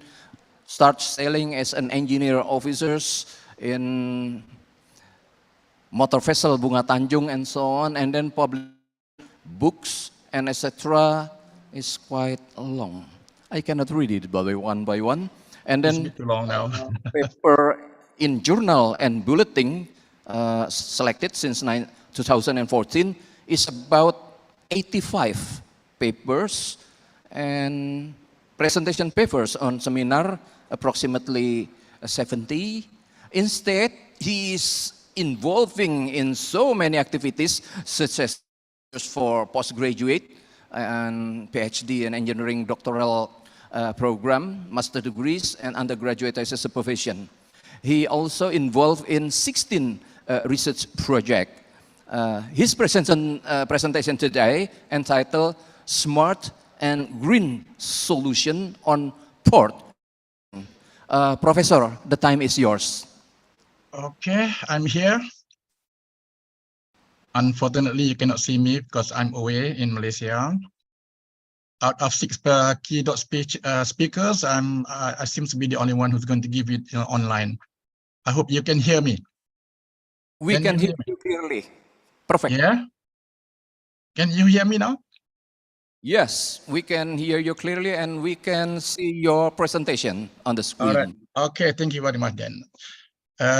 Bismillahirrahmanirrahim. Assalamualaikum warahmatullahi wabarakatuh. Good afternoon to everyone. I'm supposed to be giving the speech just now, isn't it? Supposed to be a second presenter. I was very eager at the time to present it, but it's okay now. It is my turn now to present the paper. The topic given to me is on basically smart port and green solution. Of course, yeah. Smart port is one topic. The other one is a green solution is another topic, but they are embedded into one lah. Yeah, it's one initiative altogether. And this is being a global initiative. It's not just in our country. Yeah, as what being mentioned by first speaker just now, we are living on the same earth. So meaning that whatever we do is going to be to give impact globally. Especially talking about shipping. Yeah, shipping is the one. Shipping and port operation is being marine transportation activities being global. Yeah, so whatever we do here is supposed to be the same with what other people do in the other part of the world. Similarly, yeah, what they do there is going to be the same as what we do here. So meaning that it's going to be efficient operation and whatnot lah. So this is truly important because day in day out we see that many current port, existing port being extended and so on and so forth because of the higher increase in cargo throughput. Similarly, in other part of the world, we see that some new port are being designed and developed. So meaning that the cost of development is going to be somewhat quite expensive, yeah, huge and investment as far as port design and development is concerned. As such, we want to make sure that every single cent that we plow in this one business is to be sustainable. So to make it sustainable, of course, yeah, we want to ensure that it's going to be trouble-free all along during the operation. Yeah, basically we are addressing, when you talk about smart port, we are talking about green port. Actually, we are talking about addressing on HSSE, health, safety, security, and environment at the end of the day. Excuse me, Professor. Your presentation is remain at the same page. That is the introduction. The mukadimah. Okay. Yes, please proceed. I do not refer too much to the slide. Yeah, I'm going to just go through the slide, and then I'm going to give my own insight about what the point is like. All right. If you want to go slide by slide, we go to slide 2 now, looking at what smart port is. Can you go to slide 2 now, smart port? Yes, we can see it very clear. Okay. smart port, yeah, is the one that being adopted now around the world. Yeah, smart mean intelligent, meaning the port is intelligent. Yeah, out of the operation, yeah, the port has got to be able to detect what is the problem along the way, yeah, during the operation, so that they can mitigate the problem once and for all. So that is going to be efficient and effective operation for basically for the ship owner. Ship owner is the one being the customer, the port authority. They are small port, they are big port, yeah, whether they are small or big, they have stakeholders. So all these stakeholders, yeah, whoever they are in the complete supply chain of this transportation system is going to be well connected, yeah, well communicated, well connected, so that during the operation, day in, day out, they are able to detect what is the problem. So the moment they know they get to know the problem, they are going to do the mitigation right away, yeah. So that is going to be on right CQI all the time, yeah. CQI means continuous quality improvement. This is what they do all the time. They have to have the system. They have to be connected. They have to have an automation system, sensors and so on around the port area to be able to be used, to be installed and used to detect whatever problem that they have with regard to HSSC, like at the end of the day, health, safety, security, environment. This is the one basically at the end of the day, the one that they are going to address, yeah, along their operation. So being a smart port, as I said just now, it's going to be well connected, well integrated, yeah, in good partnership with all stakeholders. Yeah, there are a few stakeholders. They can also be many stakeholders, yeah, especially for big port like Singapore Port, Rotterdam Port. They have, yeah, they are called a one-stop port center. For example, they have everything there for a ship owner to come and use. Right. Therefore, if you go to slide number 3, yeah, you'll see that. Yeah, there you are. Yeah, figure 1 is supposed to be figure 1. Yeah, smart port system.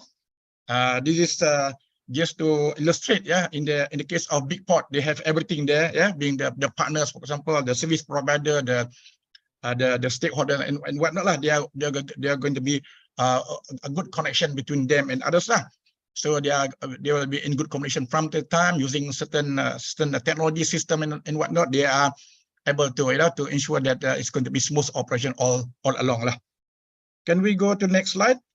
Still not on smart port, yeah. In our initiative in my university, we always refer smart as specific, measurable, achievable, realistic, and within time frame. Similarly, this is what we do, yeah, in other industries. What more in port, yeah, it's going to be specific, specific initiative, specific operation. It is going to be measurable, going to be assessed, can be evaluated, and be measured, so that we know, yeah, whether there is a problem or not, yeah, along the way. So we do not want any problem at all with regard to HSC. We want to make it clear all the way, all along. Achievable, realistic, and within the time frame. So time frame is always the one that being a very important factor to be considered, because along the way, day in, day out, yeah, you are going to receive many customers, many ship owners to come to the port, yeah, mainly for cargo handling operation, but they can also come to the port for other services, for example, for survey, for example, bunkering and things like that.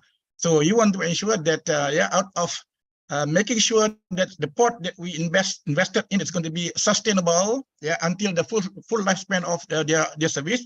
We want to make sure that this port is going to be workable, yeah, by putting in all the necessary infrastructure and things like that. All right, next one. Can we go to the next? 1 second.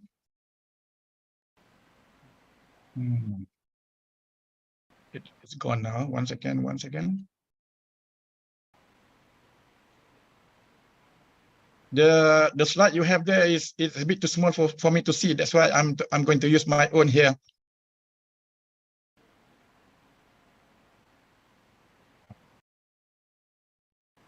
All right, can we now go to the next slide, which is slide number 5, I think, yeah.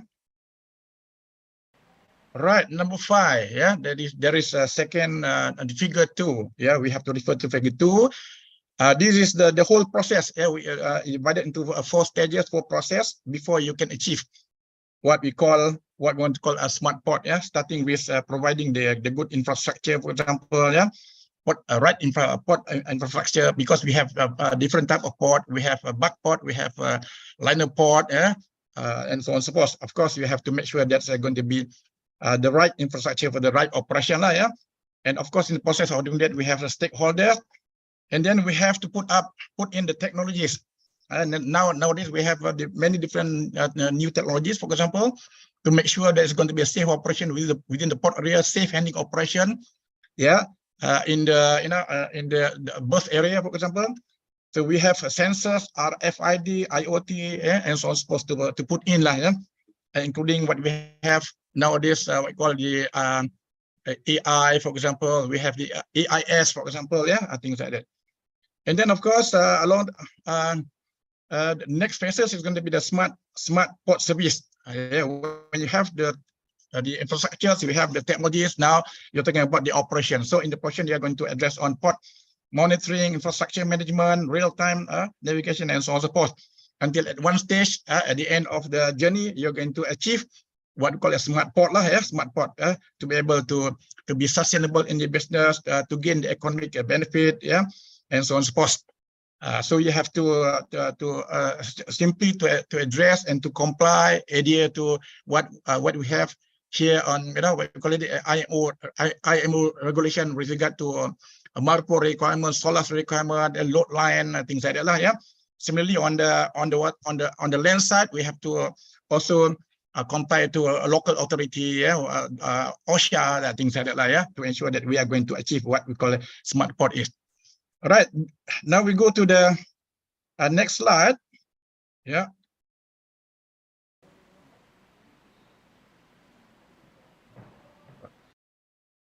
Next slide is talking about step to become a smart port. I've been mentioning about this just now. Of course, the detail is here. You have to do it step by step. Yeah, starting from the beginning.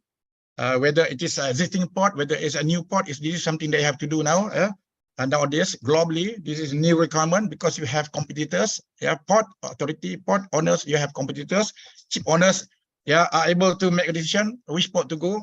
So if your port is a smart port, which is going to make sure it's going to be a green operation, economic operation and things like that, they might go and come to your port for the service repetitively.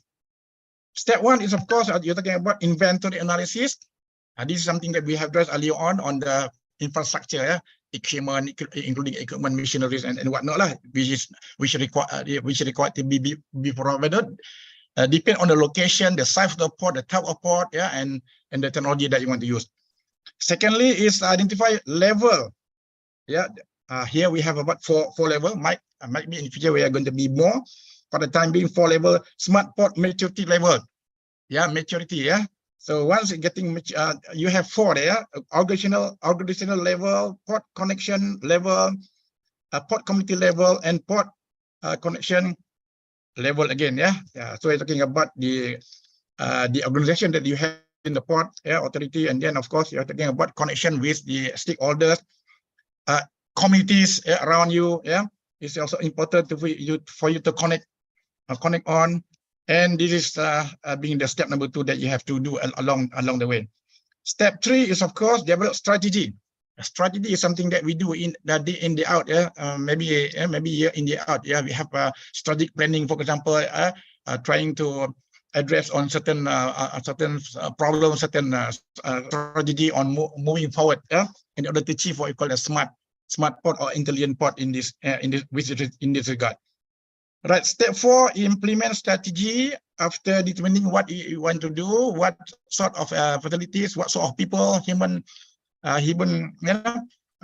factors that you're going to see and things like that. Of course, you're going to go into step 4 to implement the strategy. While implementing the strategy, of course, you have certain mechanism in place to monitor and review. This is something that you do quite regularly, and maybe twice a year, maybe once a year, to get the feedback on what you have been doing in your operation. Basically, in order to detect what is the problem along the way, so that you can mitigate it right away. Step 5, being probably the last step, is monitor, review on the achieved strategy, whether you achieve or not achieve. This is going to be something. This is something like observation or maybe audit. maybe survey that you're going to do all along, all around within the port area to determine whether you have achieved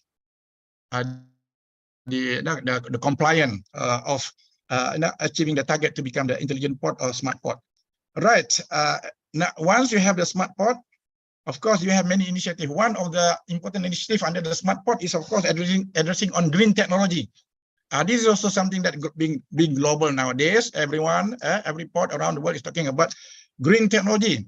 Yeah, to ensure that basically you're going to address on the environmental part. Of course, as I mentioned earlier on, we have four things here to address: health, safety, security, environment. But environment seems to be quite important also.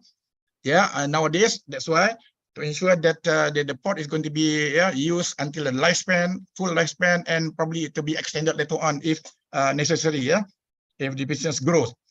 All right. With regard to the green technology, of course, you have to start with green policy. Yeah, anything that you want to implement in the operation, of course, you start with certain policy lah. And this policy has got to be in line with your government policy and also the international policy. Here you are talking about IMO lah, to address on the multiple requirement.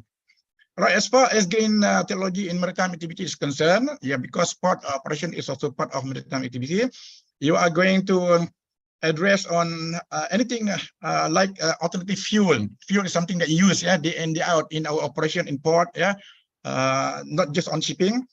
Energy efficiency production system within the port area. We have ships that move around using certain propulsion system.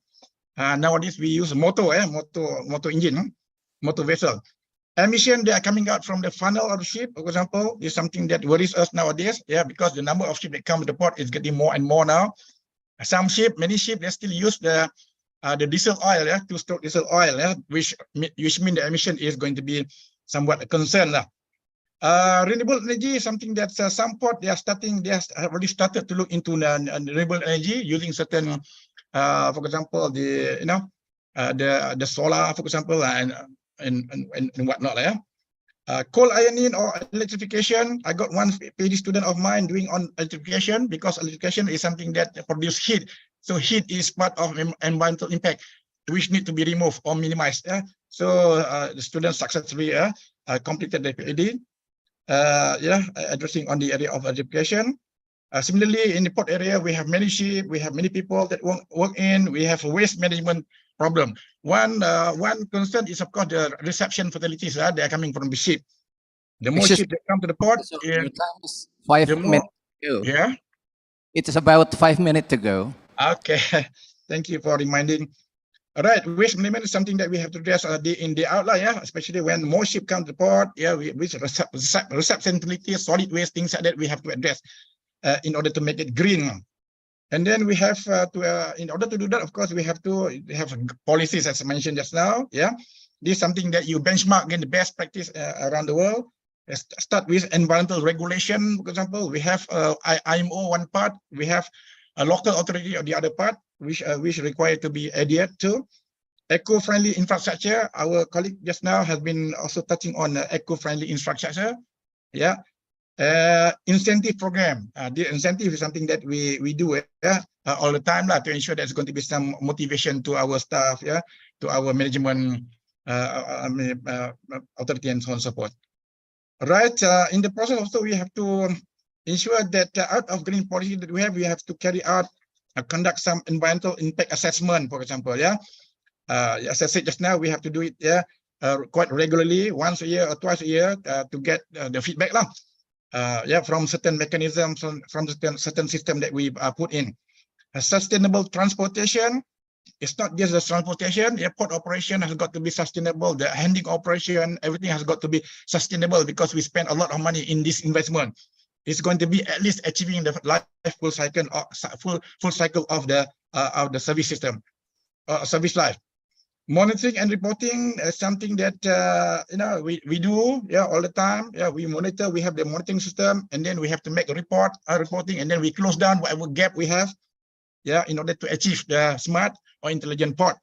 To achieve the green. Why are the green port? Of course we know why. We have to create the green environment for a green operation in port port operation, simply because we want to make sure it's going to be the choice of the ship owners, for example, the preferred choice of the ship owners, and also it's going to be less costly to operate. The moment you have problem, of course, you have to spend more on training service, things like that But as long as you are okay all the time along the operation, you should not going to spend more money on this which is supposed to be good for your business. Because of all what you do here, you're talking about doing a business. So the moment you do a business, you want to make sure it's going to be a good profit from getting a good revenue minus less cost.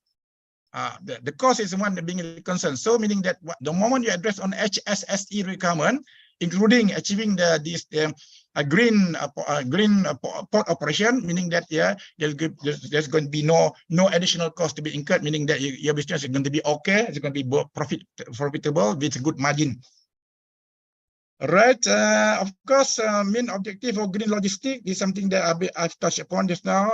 Of course, we have to do this with certain objectives to achieve. At the end of the day, we have the stakeholders. We have the, for example, that in order to do business, because it is part of economic activity. In order to make a profit out of the business that you do, of course, you have the stakeholder. You have to care for the environment, also the society. Right. We now, can we look at 16? Slide 16. I think I don't have much more time. Less than 2 or 3 minutes now. Of course, when you talk about transportation system, you're talking about the supply chain, of the whole the system whereby you have shipping operation, you have port operation, inland feeder service, inland transport, for this one business that you do out of your port operation and things like that. Of course, you have many initiatives there to ensure it's going to be in good management. Green port management, when we talk about management, you're talking about POAC, plan, organize, actuate, and control. This is something that you do all along, prior to prior to doing any project, any activities, any operation. You have to start with good management. Along the way, towards the end, you are going to do the mitigation. If you ever find there is a detection of any problem whatsoever, a concern, you're going to do the mitigation towards the end of the operation. But at the beginning, of course, you're talking about management. So before you do anything, you have to start with good management, while looking at what is the rules, regulation, SOP, guidelines, standard that have to comply. You have one on international, the other one is, of course, national one. That is something to do with port management. Of course, in order to do this, to achieve a smart port, and then to address on the green operation, things like that, you have to, of course, you have challenges to face. One of the challenges is, of course, the port infrastructure itself. Depend on the location of the port. Of course, sometimes we have some problem with regard to the port infrastructure that you want to put in. Global trade, you're talking about the market. The market, because the market is getting more and more, because there is competition there. You're talking about competition, especially in the bulk operation. Bulk operation, bulk shipping, in tramp shipping, you have the competition.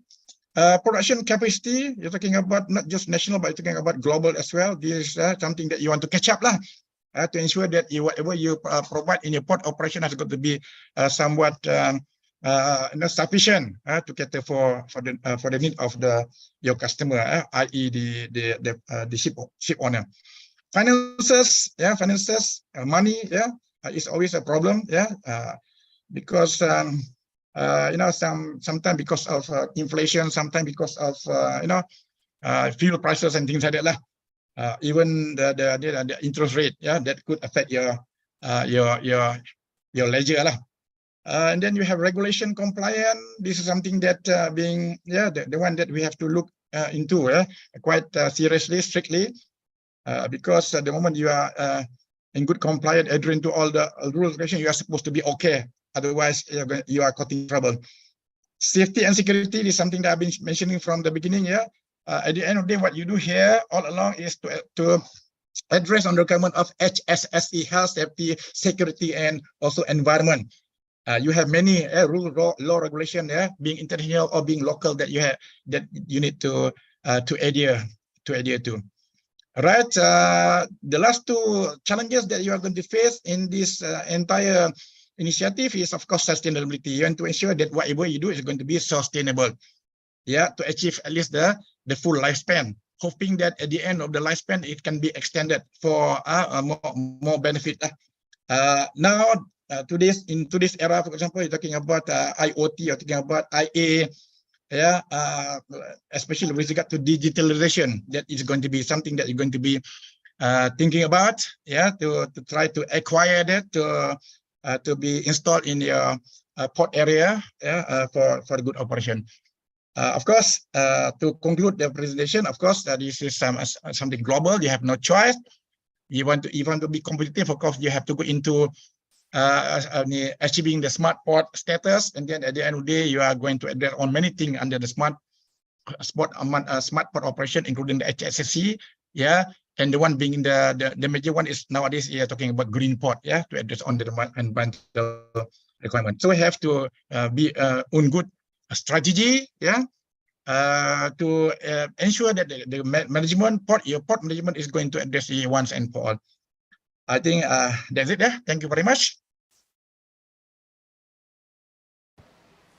Well, thank you very much for the very comprehensive presentation.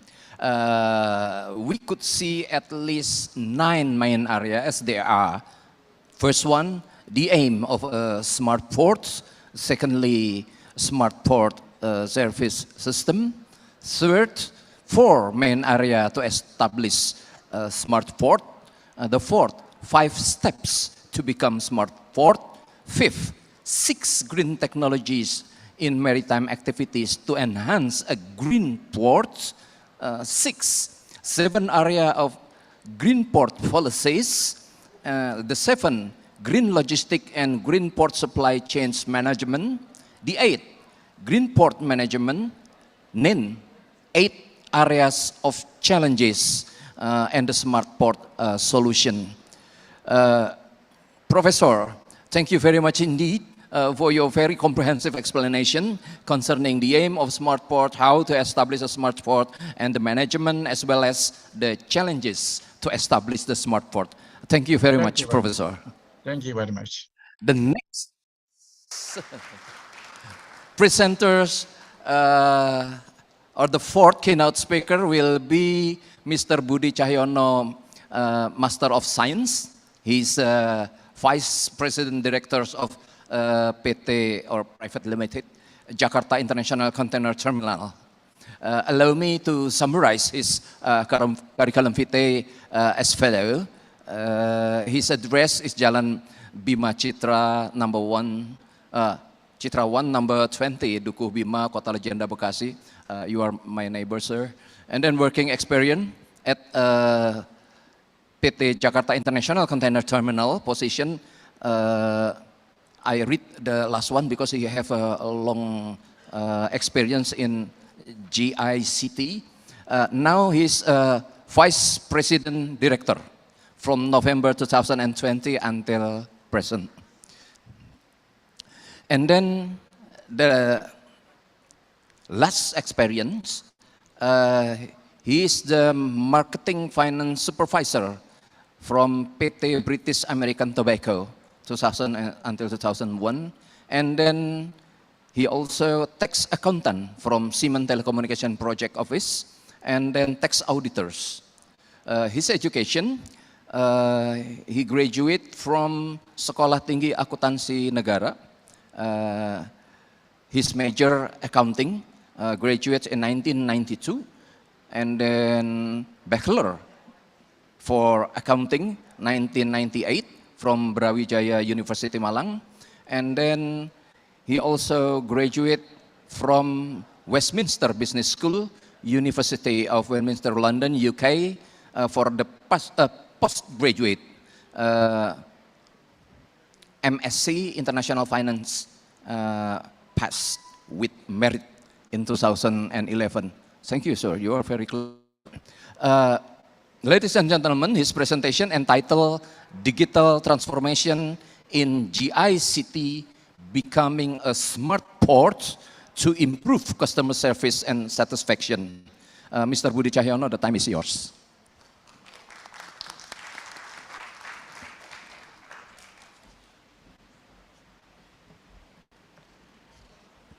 Bismillahirrahmanirrahim. Assalamualaikum warahmatullahi wabarakatuh. Assalamualaikum warahmatullahi wabarakatuh. Good afternoon, salam sejahtera. I'm really glad and proud to stand here in front of lecturers and students of Polytechnic Ilmu Pelayaran Makassar. I'm very impressed here. It is my first time to come here, and I have a little communication discussion with Pak Sukirno. I'm very proud as an Indonesian that many already working overseas, and also some alumni are actually already working in GICT as well. So it's really proud for me. And before start, I will ask you a question. How many among you already went to GICT? Please raise your hand. Nobody? Is there anybody have to go or have an experience to visit GICT? Okay. Okay. Oh, so, seafarers. so it's good time for me to play a video. So at least you have you need to go to Jakarta. It's very expensive. So you can see in the tour from the video how is GICT now. So can you please play the video, please?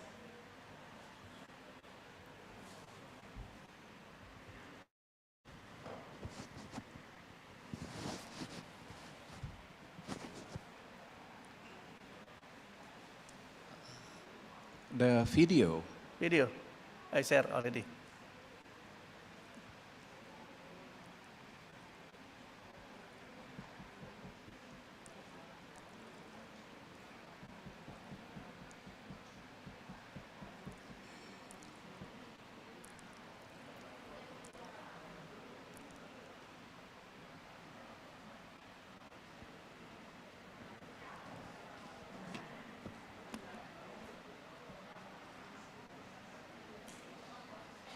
Please turn on the video. Okay, okay.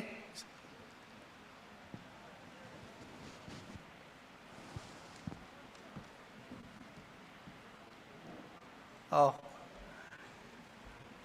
Okay, because time. Is it okay, Pak? Waiting for the video or just continue? It's okay. We can wait. Yeah. Yeah, just 5 minutes actually the video.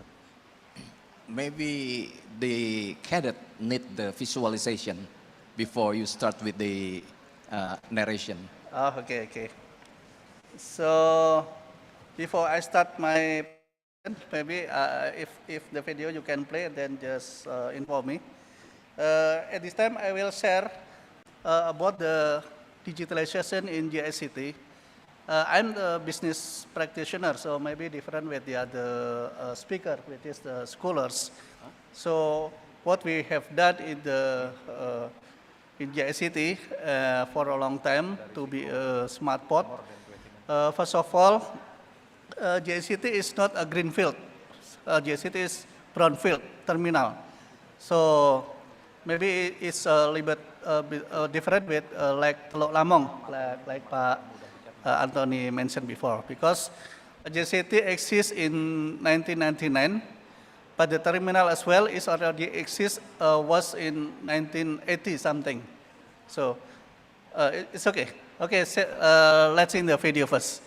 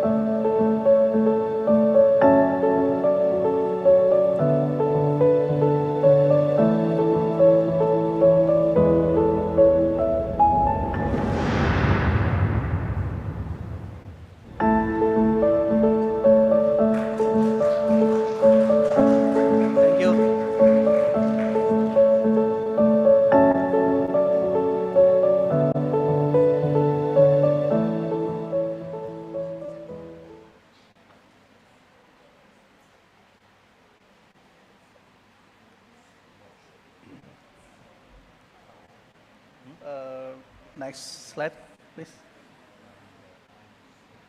This is about JICT. Next slide. JICT is a joint venture between the biggest port in Jakarta, in Indonesia, the only port, Pelindo, state-owned company, and Hutchison Port. Hutchison Port is one of the biggest port in the world, which is already operate in 54 port and 25 countries in all the continent, and they have share in Indonesia, in JICT, and in Koja. Next, please. Next. Next. Yeah. JICT until now is still the biggest container port in Indonesia. In Jakarta, if you can see that beside JICT, there are another port like Koja, which is sister company with JICT. Koja has the same shareholder, Hutchison Port and Pelindo. And there are PCT1 as well, and Terminal Operator 3, and also MAL, Mustika Alam Lestari. This year, our share, JICT, is 42.7%. Koja 19.6, so overall 60% between JICT and Koja. So we are still the biggest in Indonesia. Next, please. This is I will share with you about digitalization in JICT. That actually the digitalization is take a long time, not just we have money, we purchase the application, we implement, and then that's it. It's not. It's by facing. We start in 2001. I think that is the critical stage about digitalization in JICT. Because at that time we have, first time, I think the first in Indonesia as well, we implement integrated terminal operating system. We call it CTMS, Container Terminal Management System at the time. It is application from Hutchison. They bring it to JICT. As far as I know, this is also the first time they put the system in their group. So like a role model in their group, they implement in JICT. And then 2009, you can see they upgrade the application to be, we call it Engine, next generation. This is integration system enhanced from CTMS between all operating system in the JICT, between planning, operation, and also next we will start with Git. In 2012, we start with TID, terminal ID number. This is also the first time in Indonesia that we implement TID, and currently follow just last year, I think, follow in Tanjung Priok, they introduced single TID. Also, we have, because we implement TID, we also have AutoGate automation implementation. It's simple, just TID, but the implementation is not as simple as we thought. Because when we implement TID, we have to register all the truck that goes to JICT. So I think truck, we have register them one by one. At the time, there is no truck register. And that is a big project for us. We register truck, and we put the sticker on the truck, and it's a good that at that time we have support from the Trucking Company Association. And after the AutoGate implementation, we continue with auto billing, e-billing in the same years. And then we move on with kiosk billing, self-service, and cashless payment. I think that is also the first time in the terminal that we introduce cashless payment. Maybe if you see in the next stage, there is a question at the time, because after billing a kiosk, there is billing mobile, and then QR and STRL. The question is, Is it possible if 2015 we can implement billing mobile app or e-ticket, something like that? Jam without kiosks. Technically possible, but again, when we do digitalization, it's not about ourselves, but we have to educate our customer as well, our stakeholder. If we jump from the previously payment by manual cash and then we jump go to by mobile, there will be a shock culture in our customer. So that's why we decided we put intermediate technology, we call it kiosk. And then we implement kiosk in 2015. Just educate our customer, make them familiar, come to the port, but without money. Because in the previously, if they pay billing, they have to bring money and then go to the bank, something like that. So we just introduced them that we can do a transaction contactless, no contact person, no need money, just you can do it by kiosk. It takes time, but it's alhamdulillah it's successful. So finally, we push our customer using kiosk, and then they familiar with EDC as well. So they just go to the GSCT, go to kiosk and pay by EDC, and then that's it. And in the next step, 2016, we introduced auto gate system between GSCT and Koja, and also we start working together with custom. In 2019, we start with billing mobile. I think that is jump technology. So fortunately, so if we can say about COVID, many people it's a disaster. But actually, behind the disaster, there is opportunity as well. Because of COVID, the government is limited. People goes to outside, goes to the terminal. So that is the time that we introduce billing mobile app to our customer. And then we stop the kiosk for billing. So it seems like that we encourage the customer must go the technology. You know, customer in port is different with banking. Banking maybe many educated people, but port is quite different. That's why we push them use the mobile, and then because of COVID, and we talk to the cargo owner, the owner, something like that, and finally we can implement the mobile billing mobile app on Android until now. At the time, we're still using e-ticket, RFID, and then 2020, we changed RFID with QR. It's much cheaper and easier. Pak Hari, waktunya about 42 seconds to go. Sorry. And then 2021, we continue with import and online payment. In 2023, we implement terminal booking system. And this year, end of this year, we will implement optical character recognize. Next.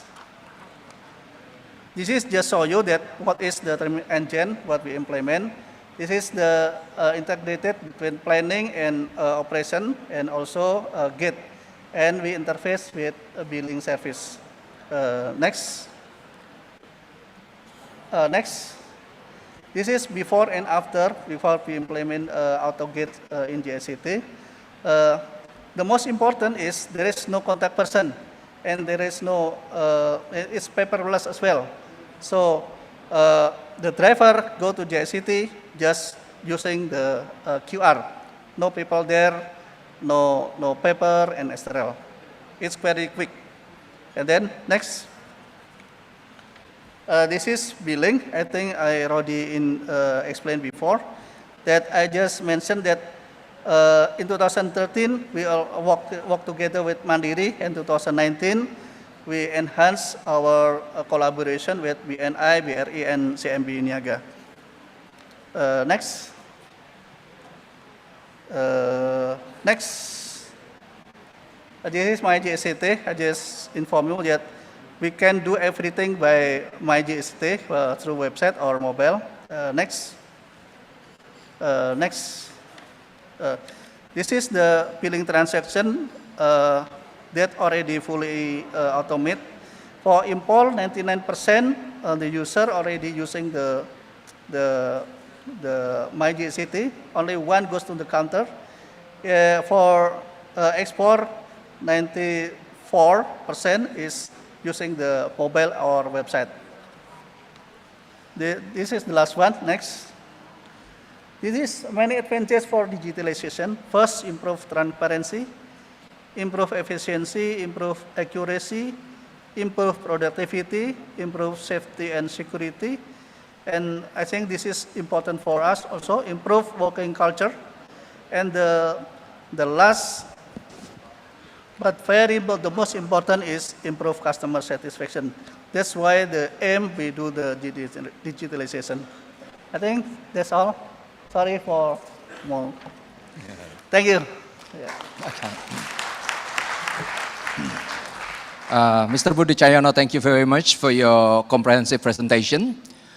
Your presentation, amongst other things, cover 8 areas. As they are, the first, the perspective of PT-GICT, or the company profile, starting from the control towers, loading activities. Secondly, GICT digitalization journey commenced from 2001 until 2023, introducing the terminal booking system and optical characters recognized platform. And the third, integrated terminal operating system, next generation. The fourth, GICT auto gate system. And then the fifth, billing system transformation, especially for import and exports. The sixth, third-party billing online payment or billing transaction. The seventh, my GICT dashboard. And the eighth, the advantages of the digitalization, which is improving the customer satisfaction. Thank you very much indeed for introducing the prospectus of the GICT and the journey of the digitalization at GICT, and therefore we can see the actual implementation rather than discussing tons of theory. The next keynote speaker will be Captain Hari Subramaniam, MBA, Regional Head at Singapore office, the Ship's Owner Club. Captain Hari's sailing career spanned over 70 years on a wide range of vessels, including main fleet and offshore vessel. Since 2009, apart from overseeing the development and growth of the brand's loss prevention department, until November 2019, including running the club global ships inspection programs from Singapore. Hari and his team provided marine technical expertise to various industry stakeholders, and as well as facilitating tailored training sessions, audit seminar, risk management strategies based on claim causation analysis. It's quite the long. Hari has an MBA degrees in human resource and international management. Apart from his master mariner's license, he also held a postgraduate diploma in maritime law and is undertaking the PG diploma in maritime energy with the World Maritime University to gain and promote knowledge toward decarbonization. He is a fellow and main council member of the Nautical Institute UK, as well as the vice president of the Singapore branch. In recognition of his effort, Hari was awarded the Outstanding Individual Contribution to Safety at Sea by MPA Singapore in December 2020. His presentation entitled Decarbonizing Shipping and Ports. Captain, the time is yours. Thank you, Captain. Thank you, Captain. That's a very long. When she said 200 words, I should have kept it at 200, not 2,000 words. So I hope the energy level's up. All of you all are looking asleep. Coffee is already out. So this is a second last speaker, so bear with me. So does everyone know what global warming is? We felt it about 1 hour ago, right? Everyone, there was global warming going on in here. Luckily, the air conditioning is working now. But to sync with what Captain Anthony said, one planet, I think that's very powerful, whether you're in or whether you're in Korea, Japan, or Indonesia, or wherever we are. I think one planet, and it's important for us to kind of dig our heels in and try and, survive. So I've got a few notes. I hope this works. It works. It works too well, actually. So let's start with ESG. ESG is something that people have been speaking about in the last few years. So until 2022, I think we were all talking of COVID. COVID this, COVID that, everything was about COVID. Then we had vaccination, and now COVID has become like a little cold now. So we have to talk of something new, and sustainability has come to the future, along with seafarer well-being. But there are a lot of definitions of sustainability. And I was reading, I asked Chat GP, like I was telling Captain Diaz for a speech, but it gave me a lot of different things. But one thing came out when I was listening to one of my podcasts. The definition, a very simple definition of sustainability is enough for now and forever. So basically, whatever you have now, use it wisely so that it will last forever. Don't just say, I'll finish everything now and we'll see later. Maybe Captain Hari will give a talk on some new kind of thing. So I need a crystal ball for that. We don't have the solutions. We are experimenting a lot of things. ESG, like you said, is environmental, which we are going to talk about, decarbonization, etc. Social, where human resources, we had somebody speak as well from the ministry. But it's also important because social is a very important thing. If you do not have human resources, there's nobody left to survive the planet for. Only the cockroaches and probably the dinosaurs will come back.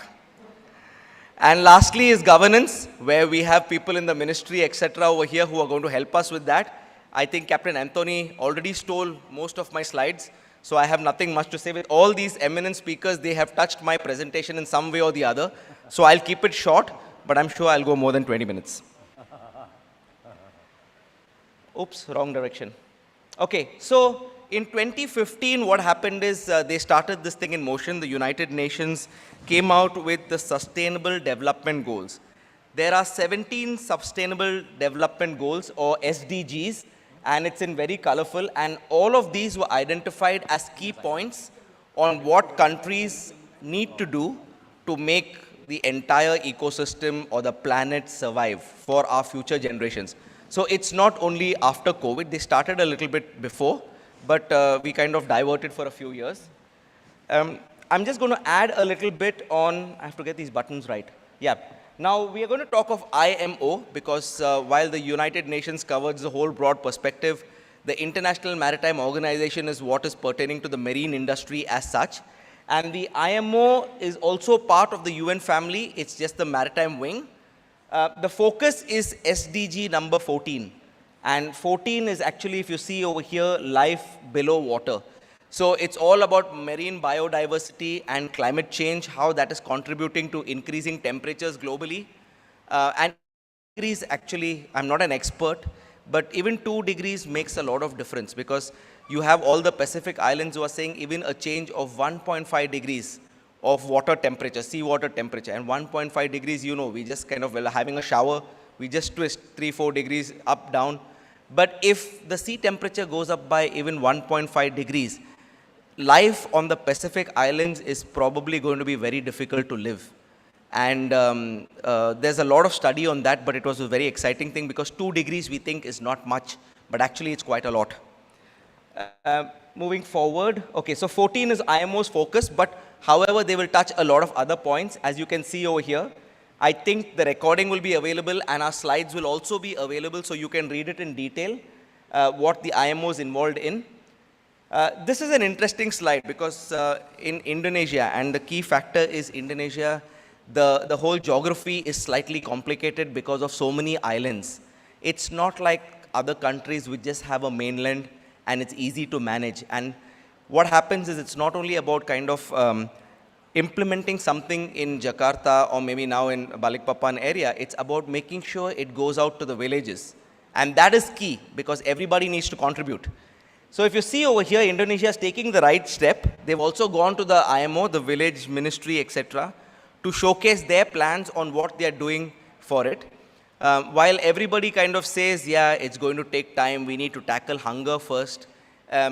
Unfortunately, the world, time and tide waits for nobody. We need to take it all in our stride, and I think Indonesia is also in the right direction. In fact, I was very impressed with Captain Anthony's presentation. Whatever I'm going to say today that we need to do, I think he's already one step ahead of me, and he started implementing them. This is Indonesia's performance so far. So far means about 2 days ago when I took the screenshot. The performance of every country, IMO representative state, is available on the internet with regard to their goals. And you can see Indonesia's rank is not too bad, especially given like the geography of it and the population. I think it's on track. You can see this on detail. It's dynamic. It keeps getting updated periodically, but you have United Nations working groups in the country who are actually compiling the figures, statistics, and monitoring the progress and uploading it over here. So it's not that you can say that somebody wants to fudge these figures. It goes directly from the IMO reps. Just to showcase over here, this is what Singapore is doing. Sorry, a little bit of prejudice because I come from Singapore and I just spoke with the MPA. But this is what they are doing, quite similar to what Captain Anthony showed, the 4 pillars of EcoPort: compliance, management systems, green initiatives. So that is the thing which nowadays, if you're going for green ships, first of all, the capex, the capital cost of the ship is going to be high because you're going to have new engines to deal with new technology, and it doesn't come cheap. Spare parts, maintenance is all going to be expensive. We talk of electrification of ferries, very easy to say, just, oh yeah, just put a battery and it'll run. Of an electric ferry on a study is $4 million. And a cost of a normal wooden ferry they use in Singapore now is about close to $800,000. So you can imagine the cost, that is only the capital cost on a study. And then you have operational costs which are going to kind of drive it through the sky. So while it's sustainable in many ways, it's not sustainable for the business. So you have to have something called a TBL, a triple bottom line, where it is sustainable for the planet and for the businesses because everything has to run together. Okay, today's discussion is basically I'm going to talk to you all about the various dual fuel operations or the green fuels available. Nothing is fixed, nothing is cast in stone. If I had the solution, I wouldn't be here. I would be a very rich man. But there are pros and cons with all the different kind of fuels. And also a little bit on ports about decarbonization because Henny said, if you want to come and speak, you have to talk about ports. But I think all the experts on the ports have already covered all that. We're going to talk of methanol, LNG, hydrogen, electrification, nuclear, ammonia, and carbon capture. Very briefly, because I've still got only 11 and a half minutes. So methanol is not innately green. So it is not a total net zero fuel. It's something to actually reduce the fuels. I'm not going to go too much into detail about this. But methanol also comes from, you've got biomethanol, you've got e-methanol. It comes from natural gases. It comes from more or less fossil fuels. It does have hydrocarbons in it. But it does contribute to reducing the carbon footprint by close to 65%. Biomethanol is from decomposing organic waste. E-methanol is from green hydrogen. This is a very colorful chapter. You have green hydrogen, you have blue hydrogen. Trust me, there'll be a few more color coding coming in over here. But finally, it's contributing to the greater goal. You have gray methanol from fossil gas. So far, e-methanol is supposed to be good because usually the E and the blue come from carbon capture methods. And what is carbon capture? I'll slides down the line. But methanol is something that is also growing. It's not cheap, it's expensive. We do have bunker tankers now becoming driven by methanol. But the important thing is you must have the constant supply of methanol to run the ship. It's not something that's so easily available, and it's not something that's cheap.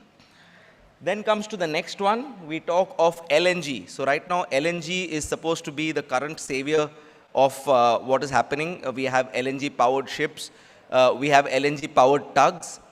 But just to let you in on a little secret that LNG sounds very good. The tugs which actually have LNG power cannot tow the vessel. Now, what good is a tug if it cannot tow the vessel? If you need the power to tow a vessel, you have to switch on to fossil fuel. You need to go on to conventional fuels. You cannot tow. So, LNG is only if you're going to coast the vessel. So, it's like a dual fuel. So, it's not a complete solution because then for the purpose of the vessel, it still needs to burn fossil fuels. So, it's not something too ideal, but it's something that's in the right direction. There is also something that is called methane slip. So when you say something from the well to wake, the well is because when you're drawing LNG, it comes from the well, the oil well. And the wake of the ship is finally when it's burnt. That's what the terminology is, well to wake. So we talk about that. There is a lot of methane slip. So if you can see from the picture over there, there is a lot of unburned methane which is released in the air from when drawing it, while processing it, while burning it. And this is actually considered much more harmful than carbon dioxide. It is supposed to have a global warming effect of nearly 80 times more. So what little methane slip goes off into the atmosphere is actually working against the good of what you're doing. So how much of it is doing good, I'm not too sure. But again, you have biomethane, you have bio-LNG, you have e-methane, you have a lot of colorful types of LNGs over there. But again, it is still not the end game. You know, it is not, it's in the right direction, but it's not there. Now, going back to the next thing, which is quite much cheaper and a viable solution, but it's got its cons. You have e-ammonia, you have different types of ammonia. I'm not going to go into the details of the slides because I have the clock ticking down over there like a guillotine. And you have blue ammonia, but the problem with ammonia, which has already been, we've sailed on gas ships. When we were on LPG ships, we used to carry, it used to be torture. Literally, you're literally smelling a public toilet for the 6 months on board. You know, it's really dirty smell. It kind of, it kills you slowly. And it is a huge toxic hazard to the personnel. So on the ESG, there is social. So people are also important because we are saving the planet for the future generations. And so ammonia is not such a viable solution. Definitely it's cheap. Again, you got to liquefy it. It has to be carried at minus 52 or something. So liquefaction is also going to draw on energy from the planet. So it's a bit of a double-edged sword. So it's good for the temporary solution, but again, there has to be more work to be done to kind of refine it to make it more friendly to be carried on board. Hydrogen. Hydrogen is something that's come out quite recently. In the last 2 years, hydrogen technology has improved a lot. But the problem with hydrogen is for the hydrogen molecule, depending on the density, volume, energy density, it is not viable for long distances. So you cannot use this on ocean ships, but definitely it is a solution for smaller vessels. So you could use it for the ferries, you could use it for the crafts. It is still in testing stage because hydrogen, as you know, is reacts very fast. It can actually accelerate to a nuclear reaction, combine very fast, and it can be this thing. So you need to have hydrogen cells which have to be something like an armored tank. How you're going to carry that on board if you're going to have a small ferry which weighs 2 tons and you're going to have a battery which weighs 3 tons, I don't think it's going to work. So it is still work in progress, but I think it is something which is very good for a net fuel solution. Also, hydrogen is very useful in creating the blue and the e-methane, ammonia, etc. And with carbon capture measures, it may be something which would be a stepping stone to other future net zero fuels. Nuclear. Now the problem with nuclear, whenever we say nuclear, we think of this. I don't know if anyone has seen Oppenheimer recently, but that's what happens. Nuclear is something, when we think of it, we think it's a catastrophe. But there have been thoughts, right now it is still being used in Navy. We do hear of nuclear subs, etc. It is a matter of time, I think, before they manage to control it well, before they manage to kind of bring it out over there, maybe package cells, tamper-proof battery cells, which the government will have to kind of dispense of. We were sharing ideas on the flight with Captain Diaz, and we nearly missed the flight because we were talking about such interesting things. But I think this is probably one of the things that will come, which is net zero, and the amount of energy you get from this. I think for tugs, for ocean-going vessels, it would be something. That is what the inkling is. But again, we have to get out of the mindset of that it's always going to lead to a catastrophe and then experiment slowly. Electrification. Now, electrification is something which is picking up in a big way. In Singapore as well, the MPA has said that all the harbor crafts have to become electric by 2030. How that is going to take place is a rush now, from now to 2030. There's not much time left, but we have seen like some companies have already started bringing in electric boats. There are a lot of challenges with electrification because in electrification, the thing is the battery size, again, similar to ammonia. And you can't have such huge batteries which go for a short distance. Secondly, at the moment, the batteries are being charged by burning fossil fuels. So there's no point burning trees in charging the boats. You know, it's just one problem leading to another. So unless we find a solution for renewable energy, and that is the key, the electricity we get must be from nature, you know, and only then that's a solution. But it's good. There are a lot of problems as well with lithium-ion batteries and other materials used. There are explosions, there are fires. You have seen car carriers recently which were carrying electric cars caught fire, and a lot of expensive cars which we would have loved to own were on the bottom of the ocean. But c'est la vie. So there are things we need to iron through, but I think electrification is going to be good because it's going to be net zero. Nuclear is good. Hydrogen is good. These are the things in the right direction because they leave no carbon footprint. The last thing I'd like to come to in the carbon and alternate fuel is carbon capture. We've heard a lot of people say carbon capture, but we've never got down to the bottom of it. It's very simple.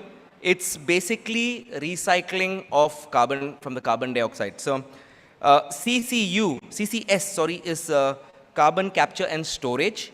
It is shown to be a short-term measure. So basically whatever carbon dioxide you get from the industries, you extract the carbon from it, and then you put it back under the soil. About 1 kilometer you dig, and then you hide your carbon over there so nobody can see it.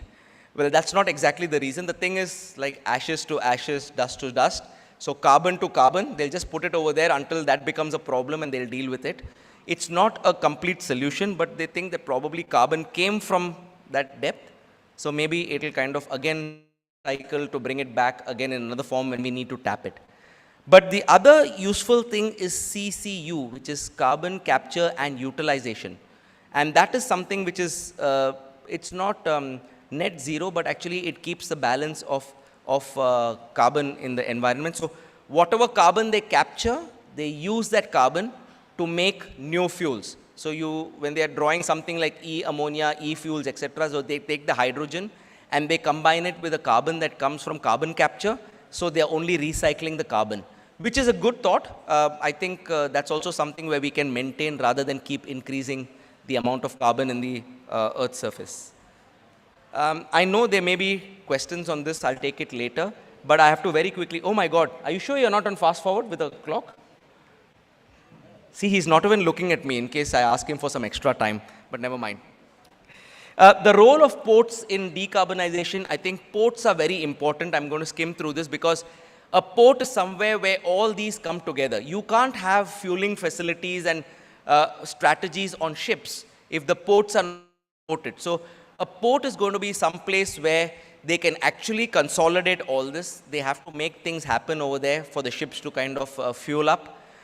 They can bring all the stakeholders together in the port so that everybody has a say in this and it becomes a win-win for everybody. Circularity, I've said the word circularity over there, if you can see in the first line. Circularity is an important concept because it is basically a concept of recycling waste of today to become fuel for tomorrow. And that is also what we're talking in terms of carbon capture, etc. So they're going to use these theories for ports. There are three main things for ports. The first thing is to promote new technology, like we saw with JICT, etc. Promote new technology. The second thing is we also have to learn to phase out old technology. So we have to make it a little more difficult to get fossil fuels, and then automatically people will be gently persuaded, or you can use the word forced, into using green fuels. And the third thing is actually, it's more about getting all the stakeholders together and planning for the future. Captain Anthony already kind of touched on this, what is cold ironing, that when the ships come into berth, they do not use their own powers, but the shore gives them powers. You plug in, same like what you do in dry docks, and the entire time the ship is in port, you do the cold ironing. This sounds very good, and a lot of ports are actually started doing this. It's just a matter of time where all the ports do this. But please bear in mind, there is no point if it is not renewable electricity. You have to get electricity from nature and not burn fossil fuels to create this electricity. Otherwise, the purpose is defeated. Again, that leads on to renewable electricity, like I've said.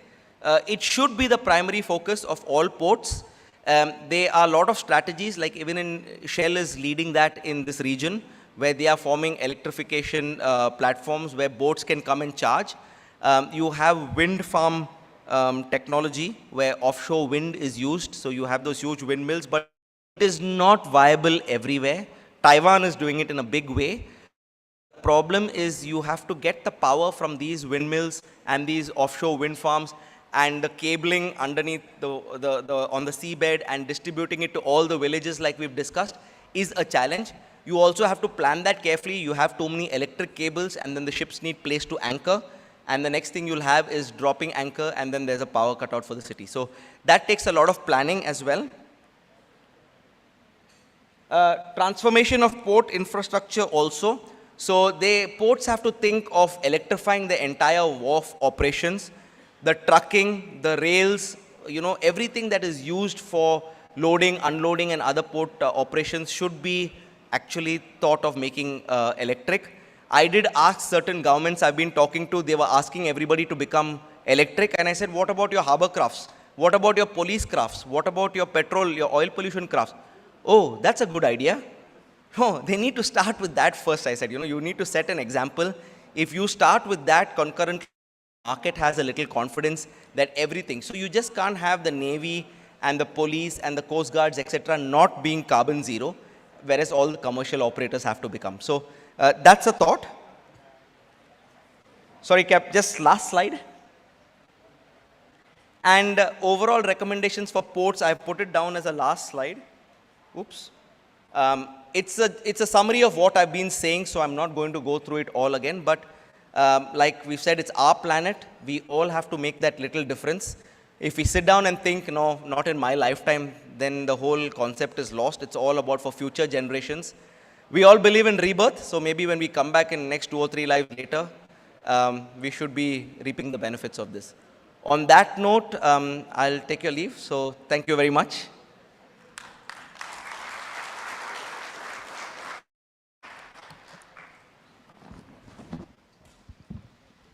Thank you very much for your wise selection in a wide range of subject area, which is full of knowledge by selecting the carbonization, and therefore you can offer the complex trending topic in a very short period.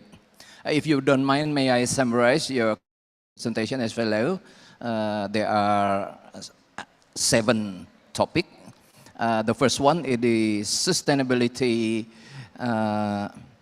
and ESG, environment, social, and government.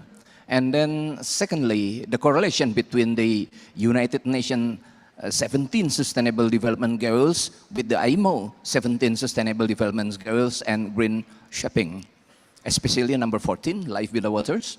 And then thirdly, concerning SRS notation, notation for Singapore Register of Ship.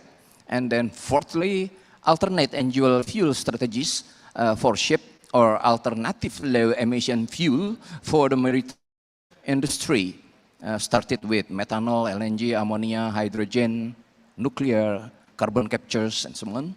And then the fifth, the role of ports towards the carbonization, including cold ironing and renewable electricity. The sixth, transformation of port infrastructures. And the fifth, recommended actions for ports.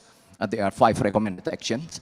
Again, thank you very much indeed for your important input for our port development and review of curriculum for our vocational training program on port management and logistics. In Indonesia, we call it KALK, Ketatalaksanaan Angkutan Laut dan Kepelabuhanan. That's important. So again, thank you very much indeed for your presentation. Ladies and gentlemen, the last but not least, the sixth keynote speakers, it will be Kapten Dia Saputra, Diploma TSI MBA.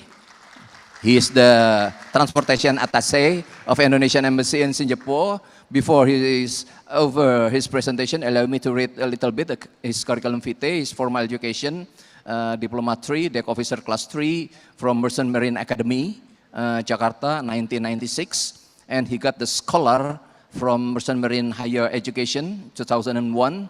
He got the Magister Management from Higher Education IMI,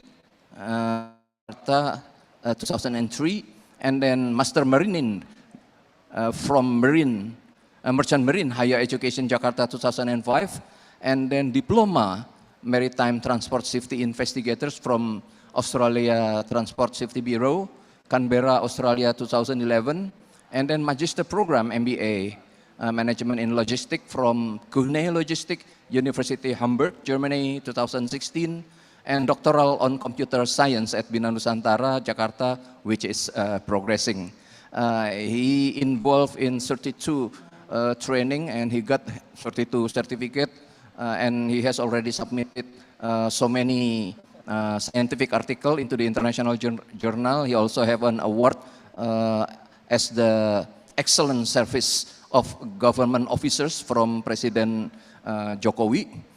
While his presentation entitled Traditional Wooden Boat Safety Port Monitoring System. Captain Dias, the time is yours.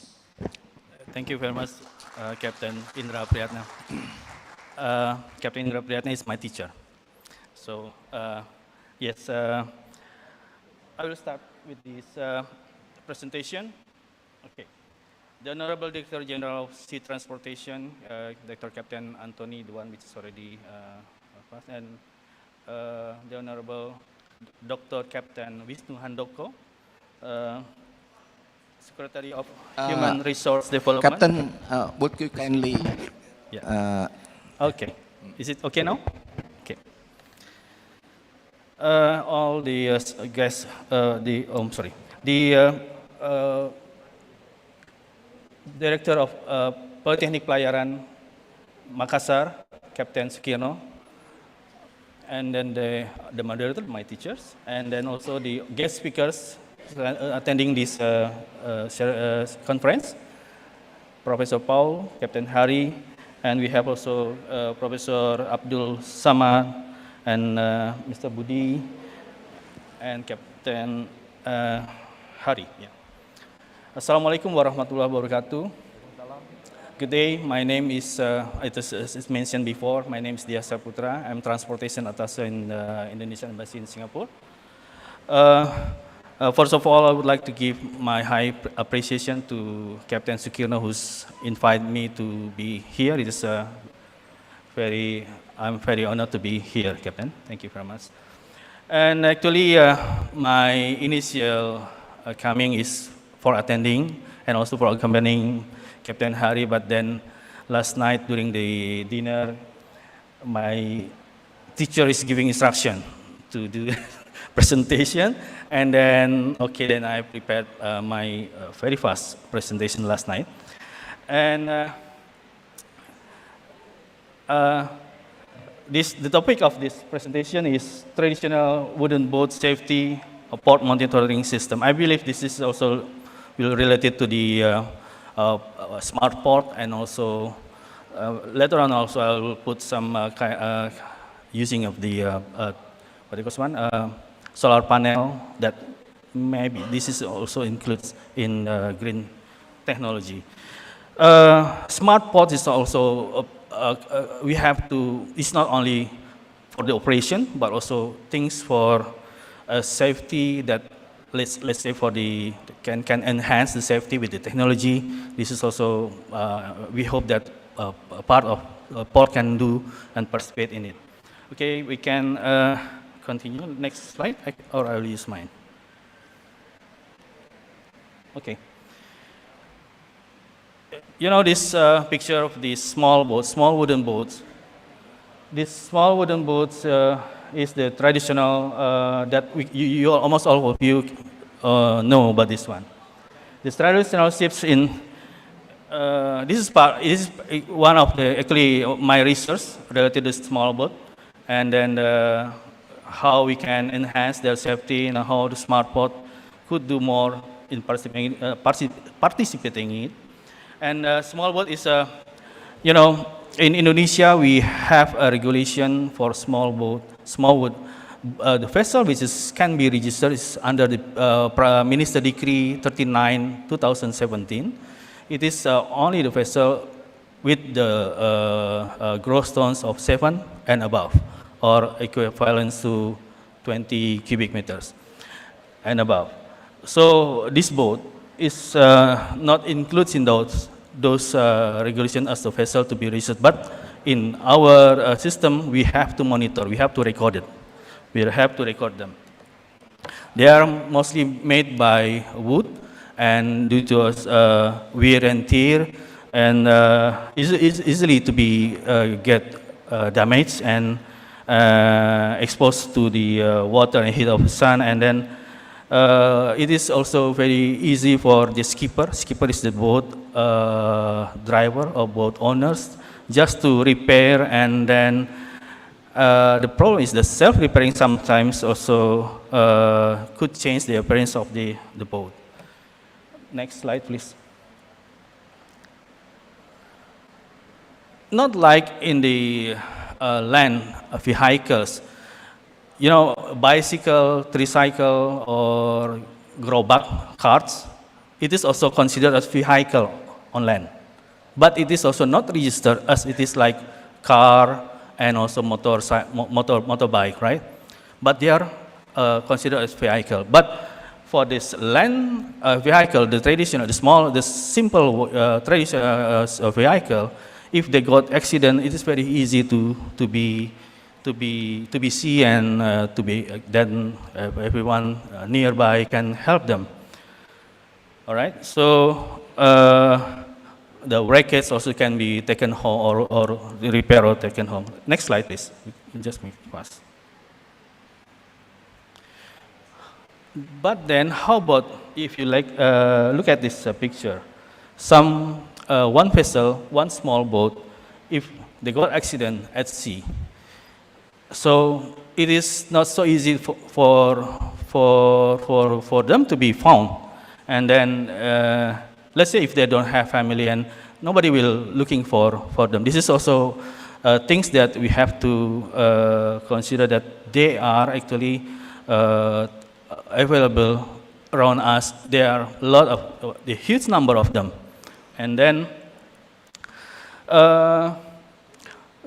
unless if they are equipped with the new technology, the advanced technology like ICE, you know, automatic identification system, or EPIRB, emergency position indicating radio beacon. But this one is very expensive, and it is looks like unlikely we can ask them to have those on board of those type of vessel.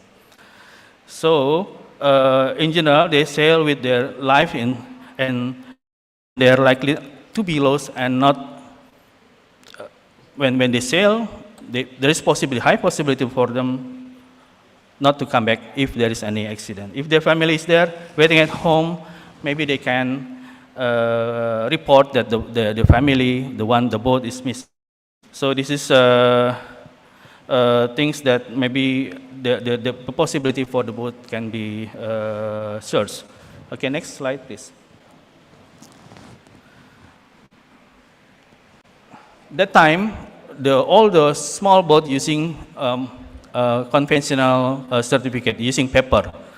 But this paper has a lot of problem. For the thing is, the first thing is that this paper type of certificate is very easy to get wet for this type of vessel, for this type of boat, where for them very hard to keep them in watertight container. But then we have decided, I think in 2019, the government, Director General of Sea Transportation has already inaugurated the use of electronic certificates, which was the first port was in Muara Angke in Jakarta. And then electronic certificate is replacing this paper. It is also we make it for the validity of the certificate, which is normally 1 year, it becoming there is no validity. So it is just like our KTP, ID, it can be used for all the time. This is one of the innovation which has been done by Director General of Transportation to change the type of the certificate using the electronic certificate. One thing that you have to know that in Indonesia, the first electronic certificates for the marine side is applied on small boat, small wooden boat, while in other countries, maybe the big ships, like for the IMO, for convention type of vessel, they applied on the convention, IMO convention ship. So a bit different because we started in small wooden boat. 11 minutes, okay. Next slide, please. If we can play this video, otherwise no problem. So at least the problem of the material is not there anymore because this electronic certificates is made by material which is waterproof, and also our expectation.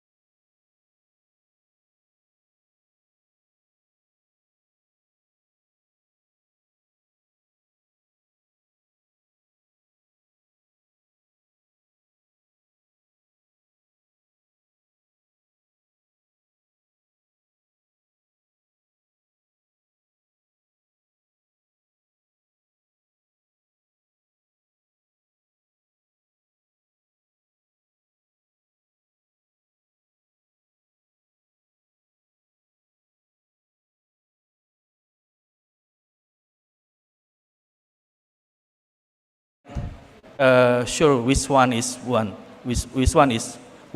Sometimes the marine inspector or the surveyor which had visited the boat for last 6 months or 1 year, when they board it again, they are also not sure whether it is the same boat because they can just change appearance. So with this one, we try to do some research also, how to make the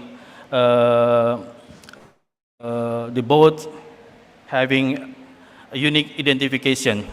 So next slide, please. We do some visualization of Prisma analysis results using systemic literature review and then Prisma analysis, then obtain some information regarding previous research, maybe that it has been researched for the same thing. With several keywords, and we are related to the each other gaps to be found. This is the one. So there are LoRaWAN small boat, BLE is Bluetooth Low Energy on board, and then the boat accident, and then next slide please. We choose to use a Bluetooth Low Energy, BLE. Actually, previously I've started with the RFID, radio frequency identification, but then there is a problem with RFID because of the range of identification is not far. RFID, there are 3 types, passive, semi-passive, and then also active, but then the range is not quite enough, and then we try to use BLE because why? Bluetooth Low Energy also you can find in your apps, so it is very easy. Let's say in the future if we going to use it in mass, that all the surveyors can also use it. And BLE transmitting identification device is placed inside of the boat. We can go to the yes, this side. We just put it the chip in the keels, and then boat of less than normally the boat is having a outboard engine, or maybe they have sail. So if they have mast, yeah, for the sail, that we can use also. We can put solar panel, solar cell. That it has to be. Otherwise, if there is no mast, then we can put in any place where it's quite safe. So the use of this device is to make identification system to be placed on a boat, that later on this identification will transmit and then received by shore base or from the port. Okay, we can continue. We have 6 minutes. We use the solar panel. Solar panel is used polycrystalline, and then with 2.1, I think about 3 watts. The location, as I said before, it is in the mast if it's possible, otherwise in the other place. We can go to slide 11, please. Yeah, this one, there are 3 graphics. We do experiment that the Bluetooth Low Energy in sunny and rain weather, there are huge differences in distance. If you use solar panel and without solar panel, also some differences, but in about this shallow water and then high tide, this is not so much different. Okay, continue. Then experiments with the LoRaWAN. LoRaWAN is another system that we combine with Bluetooth Low Energy, that it can enhance the distance up to even 10 kilometers. The first graphics here is the one where the weather is in rainy and in heavy, not so heavy actually, but so it's affecting the distance. The distance is about only 700 and 750, but then in sunny weather it can reach 2 meters, but actually the theory is it can reach up to the 10 kilometers. Next part. So the LoRaWAN will respond with array gateway. So we will have some, we have to put gateway in port so that every boat with equipment with the Bluetooth Low Energy and LoRaWAN system will be identified. So we will check the vessel, the boat, where they go sailing, and then if they are not returned, they will now automatically record it. So this one is kind of monitoring whether the boat is going to come back to the same port, or maybe going to another port, because this thing has to be planned in each port. Okay, continue please. Another 3 minutes. Slide number 14. Yeah, the communication scheme between boats and base station. Base station will be in the port. That's why we say the smart port for the safety with Bluetooth sensor, and then inside in each boat to be connected with LoRaWAN. And then in the LoRaWAN system at the base station. It shows that LoRaWAN can transmit sensor signal using third-party intervention, such as Bluetooth. Bluetooth device can on the boat is used to transmit Google GPS coordinates. So this one, the Bluetooth also can be injected the module of the GPS. So it is will solve the problem. You don't have to purchase a very expensive GPS. And even it is not possible to be placed on board a small boat like this. You cannot put automatic identification system on board a small boat also without any power system. So this system should, I think, solve the problem. Just next slide, please. I have written several journals. The first 3 is related to the electronic certificate, which is already done. And then the last 3, the highlight one, is the one related to the present research. and then just the last journal is just published a few days ago. And yeah, that's my presentation. So that what I would like to convey is that today is just the technology continues to develop. We as a user must also be able to keep up with the current development. There is nothing wrong if we are also involved in conducting the research. Seafarers or people working in the shipping industry should also be involved in developing IoT technology, especially those related to their field of work. So we all have to involved in following the development of technology so that we are not being left behind. The result as if will be better if we, as a user, also involved in developing of the technology. So I think it is so why I'm quite very happy PIP Makassar has made this conference, the development that it is also involving a technology that cadets, officer cadets, maybe you are doing research. This is very good. So it is not we just don't be a user, but also do something and be part of the development of technology. I think that's from my presentation. Thank you very much.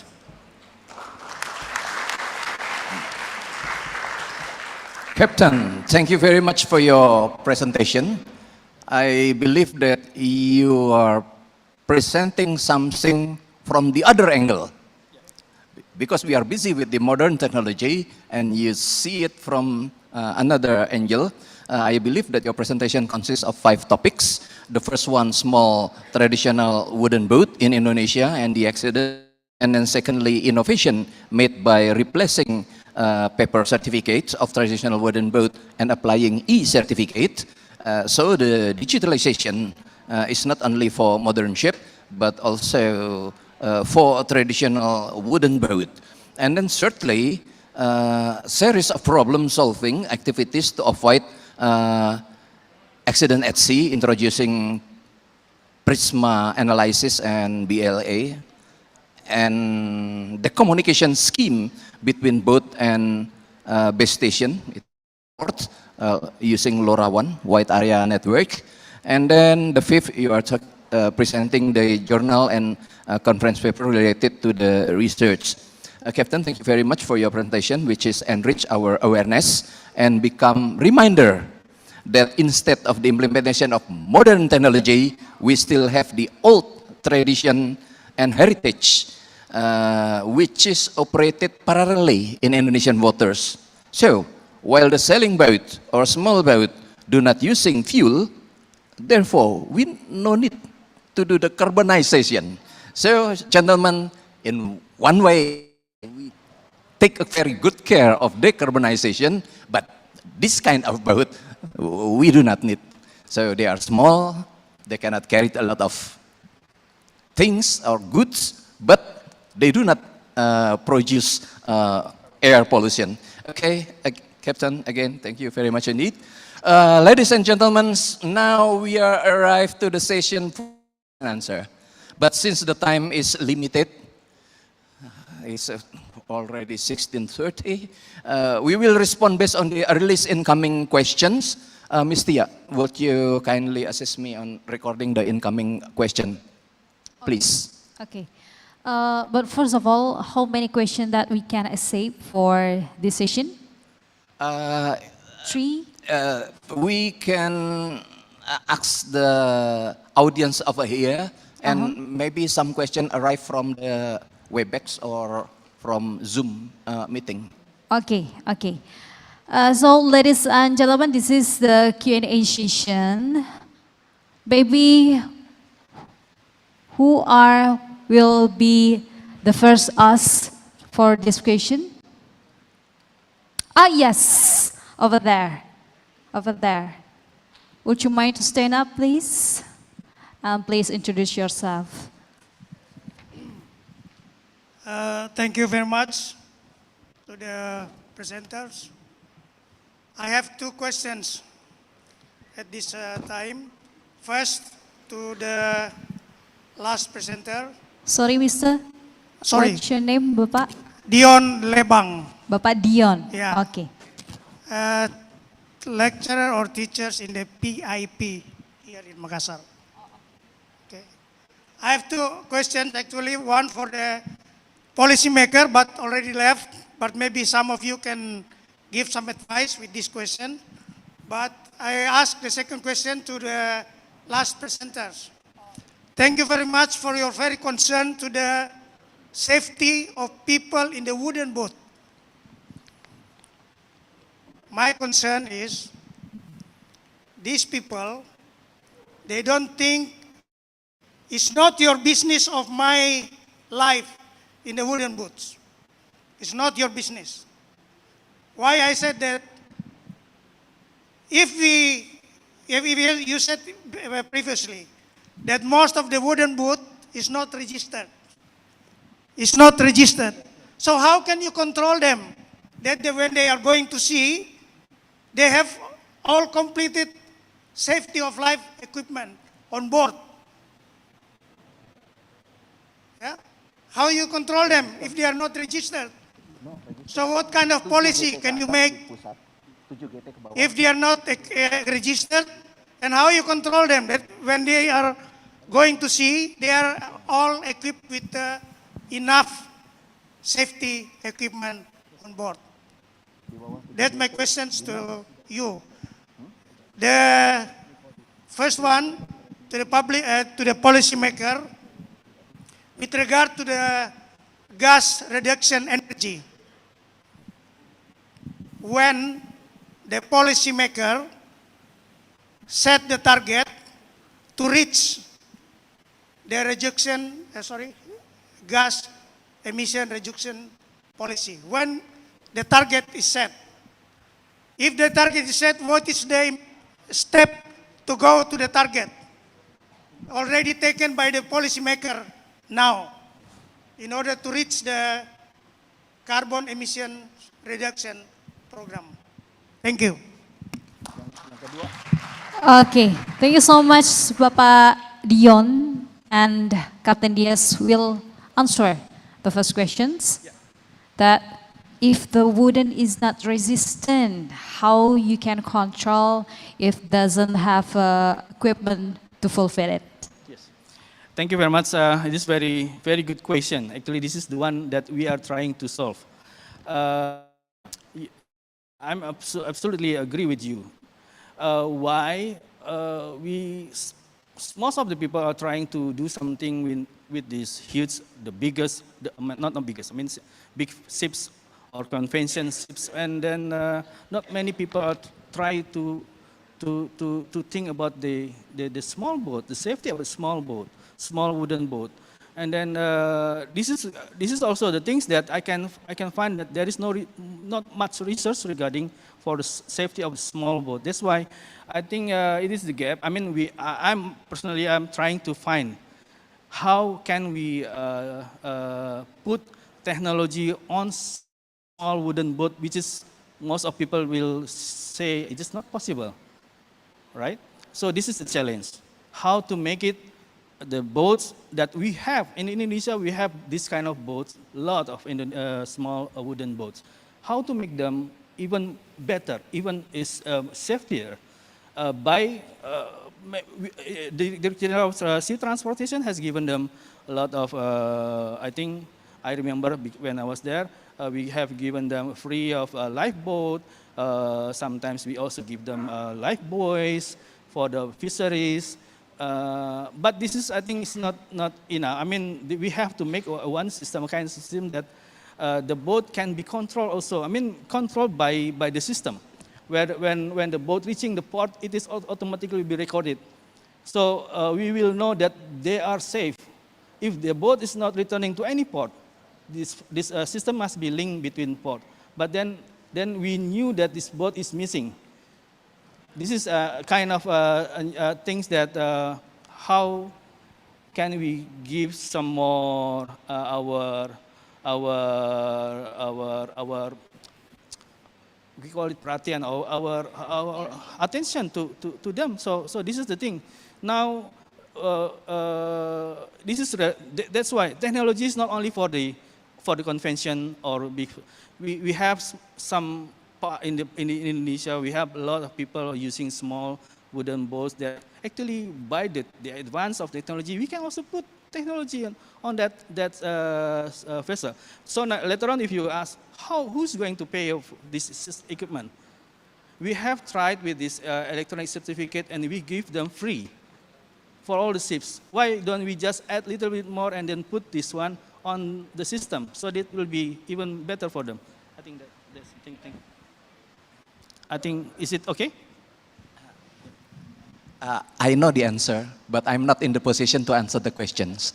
From the certificate of nationality, and then ada yang disebut dengan pas besar, ada yang disebut dengan pas kecil, ada yang disebut dengan pas sungai, ada yang disebut dengan pas danau.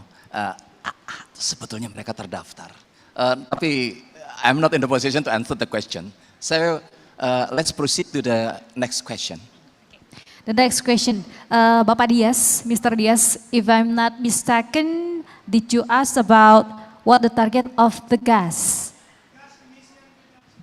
Gas emission reduction, okay, and what the goal after that? When the target? I think Professor Lee know exactly about that. Huh? Yeah. That's the implementation of MARPOL Annex 6. Hello. Yeah. It's a good question. Okay. First of all, you need to check Indonesian government has joined and signed of the worldwide gas emission target. Okay. So that is number one. Number two is that your government has already announced some certain level of gas reductions in every sector, so manufacturing, aviation, and the transportation sector. All right? So that is a top-down, right? And then your government leader is is going to plan time frame how to achieve the target we committed to the world. Okay, that is a process. And then every minister is going to report to the president, okay, shipping sector, we are going to reduce 10%. Aviation is 30%. The road sector, something like that, and the manufacturing sector. And then government is going to allocate every minister level. After that, okay, how can we encourage the transport operators or manufacturing owners? That is incentive issues, tax policy issues, right? Okay, and then step by, and then they will make the target, right? So even though you raise this question to your president, you cannot get the right answer. Okay, that is a process, right? Okay, so and then let me take some the other country case, some Singapore or Singapore case is very the solid way. Right, it's very solid way. They have a very straightforward target. For example, as far as the shipping, as I already addressed the green shipping and the digital corridor. The other countries named the green shipping corridor, but only shipping Singapore and then Rotterdam, and then agreed to name it green shipping and the digital corridor. That is a very important issues. Why? Most ships come all here. So I'm very honored to have a lot of captains here. My last job is a chief officer, right? So when I was a chief officer, I asked the captain, "Oh, captain, please speed up and go to the Singapore port, and then we can enjoy TV or something, right?" And then we arrived one day earlier, and then we are floating, and we can enjoy Singapore, right? And then TV, and we can call my boss and and then there is a lot of created gas emission. But digital means ship and the port and the shipping company, they can share information. Oh, bus is not available, don't come too earlier.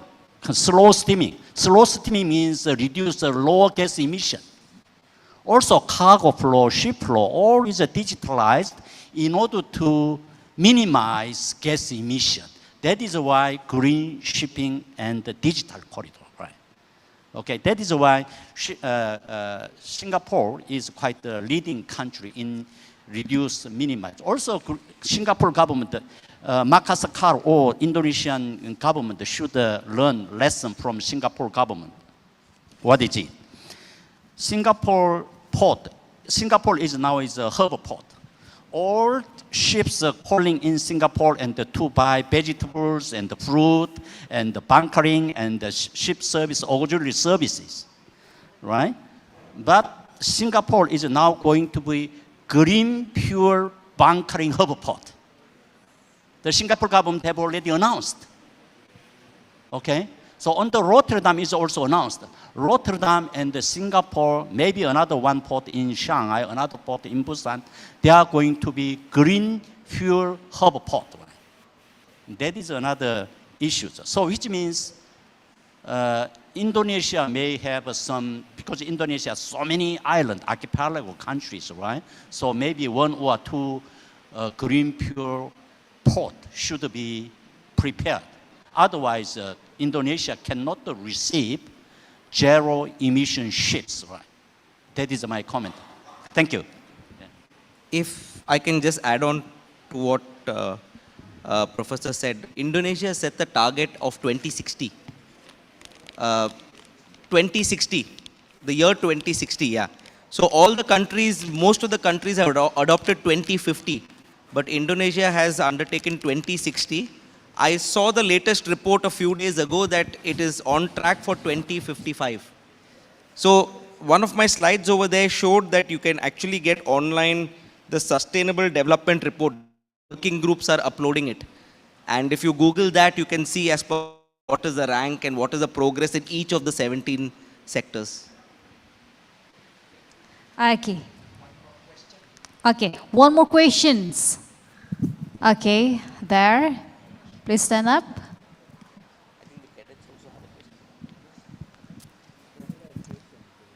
Bismillah. Thank you very much for your for this attention change for us, for me, to give a question.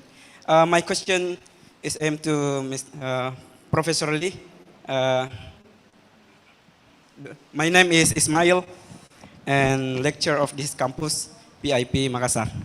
Yeah, for the first, is possible, sir, this issue, I mean, your presentation about green port, smart port, this issue come to be almost circular and make compulsory that it should be implemented to all of our all of port in the world. Is possible.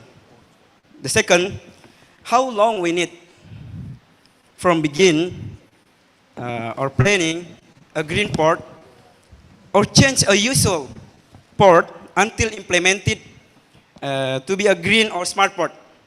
Yeah. And number three, as you analyze. Mr. Ismail, I think it's enough. Enough, yeah. Okay, two questions only. Okay, okay. Thank you. Oh yeah, would you mind to the second question? Would you explain again? How long we need from begin or planning green port or change usual port until implemented to be a green or smart port? That's it. Okay, thank you. Thank you so much. Okay, good question. Now is because of time limit, I haven't shown all the list of green shipping corridor announced in under MOU and already implementing now. Okay, I haven't shown, but now is 25 ports have already signed in MOU. 37 shipping companies joined in green shipping corridor. In announcement and then in MOU and implementing. For example, Maersk and then Costco and then the Hyundai shipping company, etc. They are already signed, implementing now. In particular, Maersk has already announced that they are going to put real zero emission ships between Rotterdam and Singapore by 2026. So the shipping company ordered the zero emission ships around 37 around the world. Most of the ships are constructed in the Korean shipyard. Some is China, right? A few in Japan.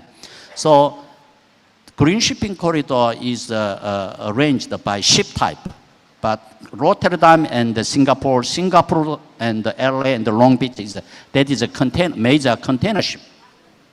Some is cruise ships, green shipping cruise ships. Right? Some ships is iron ore. Now is heavily discussion between China and Australia. China is one of the largest country to import iron ore from Australia and Brazil. So the two countries going to try to launch green shipping corridor for iron ore ships between Australia and China. Something like that. So I would say most major shipping company and the major port will join in the green shipping corridor. Well, that is my estimation. So every year, COP, if you are interested in this issue, please visit COP. It means stands for the Congress of the Parties. Last year 27, this year 28. COP 28 meeting is held in Dubai. And the second one is I couldn't clearly understand your question very clearly. Right? Can you tell me a little bit? Okay, Mr. Ismail, would you mind to repeat the second question? Okay. Now I got it. Right. So how long will you take for Indonesia to implement or to launch green port or something, right? Green port and the smart port is a step by step, right?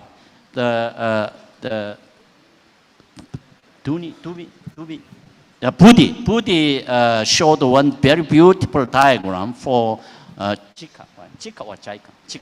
JICT, right? JICT, Jakarta International Container Terminal. They indicated the current, right, step by step, right? So also Indonesia should, the JICA, JICT, right? That is the very biggest container company in joint venture company with Hutchison, right? Yeah. So I think that is a good exemplary. But I would like to say one advice. Okay. Why does Indonesia is going to make us all port a smart port? What for? Very be careful. If you achieve highest smart port, who will benefit from such a smart port? Indonesian shipping company, Indonesian people, or Indonesian trade, or foreign shipping companies? Very be careful. Think about it. I raised this question and the UN ESCAP. That's why developed countries hate me. Hey, I hate the port. Why? Because some guys in the developed countries push the developing countries to develop the good port to having high port business. Why? Their ships are coming into the Indonesian port, they can quickly discharging and loading. So ship 28,000 TEU ship building cost is very high. How can we reduce the cost? Ship turned around the time quickly, right? Right? So that's why the developing countries, leaders or policymakers should consider this point very seriously. Right? Okay, that is my comment. Thank you very much. Right. Excuse me. Ladies and gentlemen, because the time is limited, we have to close at 17. I'm afraid some of you do not take the Salat Asar, yeah? And the time will be over, so we have to close at 5 p.m. And we have still 2 agenda to go. The first, it will be the closing remarks from the invite keynote speakers, and then the second, the awards from the director to the speakers for the appreciation. And therefore, we are very sorry not to answer of your all important questions. Before the completion of this conference, we would like to ask the keynote speakers to convey your 1 minute closing statement. I do not know whether Professor Saman in Malaysia still online or not. Let's start with Professor Lee. Please, Mr. Lee. Please, your closing remarks for 1 minute. First of all, it's my great honor to visit the beautiful city Makassar. It's the first time in my life. And then also, I have, even though very short period, I have recognized the leadership of this university. So I can see it's a very promising future in the world, in the future. So I'd like to, tomorrow I'm going to have more discussion with your leader about scholarship, if you like, to invite to full scholarship for master degree or PhD degree to China. And then I'd like to develop the more academic cooperation, except the politics. I hate the politics. So only academic cooperations between Indonesia and in China. Thank you very much. Thank you very much, professors. By the way, is Professor Saman Abdul Qadir from Malaysia still online? I am here. I'm still here. Professor Saman, are you still there? Yeah, I am here. I'm still here. Professor, thank you very much for your patience following this conference. Professor, please offer your remarks for 1 minute, please. Okay, thank you. First of all, I'd like to thank Polytechnic Makassar for inviting me to this conference as a keynote speaker. In fact, to be honest, I am the alumni of REP, Academy Ilmu Pelayaran, what we call now STEP, yeah? And I'm proud to be part of it. About the topic that I have presented today, what we have to do really in order to ensure that our business operation is going to be sustainable, we have to, from the very beginning, right up to towards the end, we have to always be in good compliance to rules, regulation, SOP, guidelines, standard, whatever it is, whether we operate it on the water-based operation or land-based operation with regard to marine transportation activity, especially within the port area. That is always be my priority in whatever I do as a researcher and a lecturer. Again, I'd like to thank again the management of Polytechnic Makassar for the invitation for this presentation. Thank you very much. Thank you again, professors. We are very highly appreciated your contribution for our conference today. The next it will be Pak Budi Cahyono, MSc. Please. Udah ya? Okay. Thank you, Pak. I think I'd like to say that what happened in JCT is so that we as Indonesian can make it happen and nothing is impossible. Because we can have same level with other international ports. It's very modern and we can develop a smart port that I'm sure that graduation from this PIP can make our better in Indonesia and to be the modern and can be compete with other international port in the world. Thank you. Thank you very much, Pak Budi. The next will be Captain Hari Subramaniam, please. So thank you, Captain, and thank you to PIP Makassar for this opportunity, and to Captain Diaz as well, who encouraged me to take this opportunity to come and discuss. First of all, it's very encouraging to see so many cadets. Yeah, it is a polytechnic. We are going to see cadets, but so many cadets and so many lady cadets. It's definitely, I think, a good change for the future. And this discussion is important because you all are the future of shipping. And we are talking of futuristic shipping. So it's important you all realize what the discussions are and be prepared for the future, because finally you all are going to make this difference. I said during my talk, time and tide waits for no one. So we have to embrace the change positively and take it forward. Otherwise, we will be left behind. Decarbonization is important because if we abuse our nature and our ecosystem, it will fight back. I don't know if you all realize, COVID was one way that the nature pushed back at us. They slowed down everything. They reduced the population. They stopped all transportation. Everybody was locked into their house. And we could see blue waters again. We could see fish, dolphins. We could even see the sky without any, smoke or pollution. That was nature fighting back. That was just probably a trailer. Let's not give it a chance to come and explode on our faces. So let's take this seriously and make that difference. And thanks for being a great audience and a panel. Thank you very much, Captain Harry. Now, Captain Diaz, please offer your words. Thank you, Captain Indra, the moderator.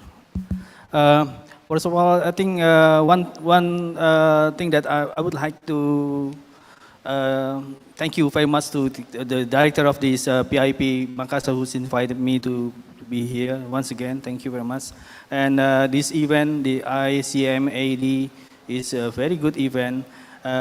We all involved in the development of technology, and we are talking about the green and smart port. And some of the seafarers, while some of the seafarers are afraid of their job is going to be replaced by technology, with the MASS. But don't be afraid, because technology is still will grow, and you have to be involved in it. So be a part of it, and then study also about technology. And I think, with the studying of this one, you will also involve in the future type of job. I think that's. Thank you very much. Thank you, Captain. Ladies and gentlemen, thank you very much for your passion and your kind attention within the last 4 hours. Now this conference is reaching to the end, and therefore allow me to invite Ms. Tia for the next agenda. Wow, Please. thank you so much. Please give applause for all the speakers and our great moderators. And to all of you, please remain to the stage, because we will present a token of appreciations and certificates to all of you. And I would like to invite Director of Politeknik Ilmu Pelayaran Makassar, and accompanied by Pembantu Direktur 1, Pembantu Direktur 2, Pembantu Direktur 3, Kabak Akademik dan Ketarunaan, dan Kabak Keuangan dan Umum. First of all, we'd like to present to Professor Paul Tai Wuli. Okay.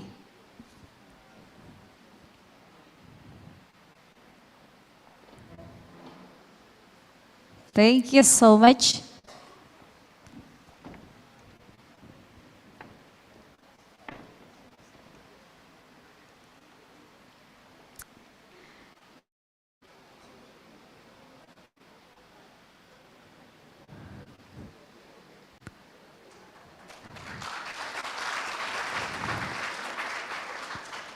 And the second one is Captain Hari Subramaniam, MBA.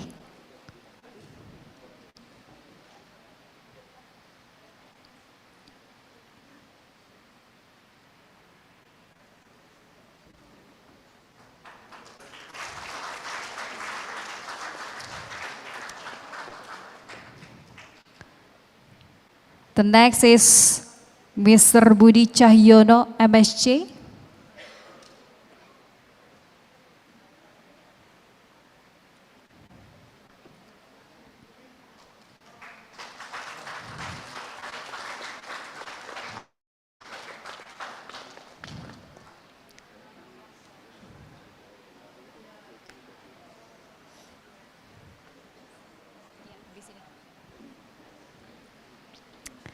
And then Kapten Dias Saputra.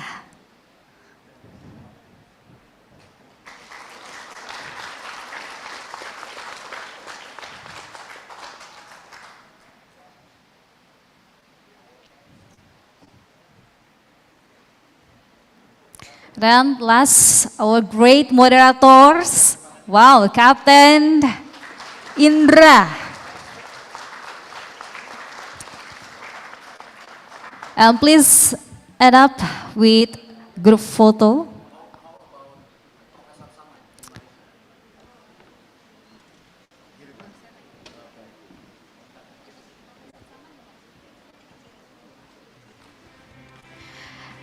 Okay, please take a group photo.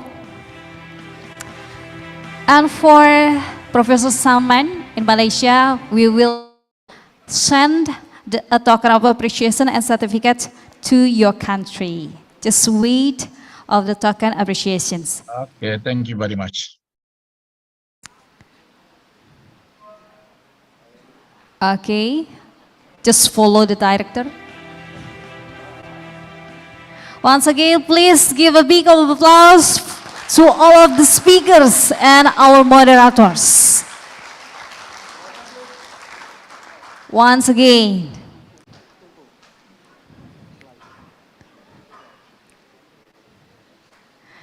Okay, thank you so much. And you all may leave the stage.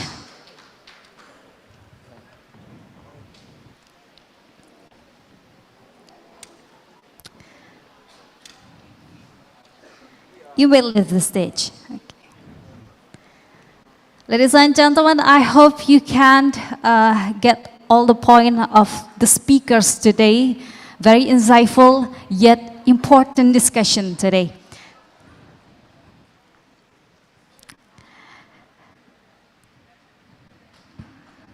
And now, ladies and gentlemen, I'd like to remind you about our second day agenda tomorrow. Please, on the screen, before we end up this conference.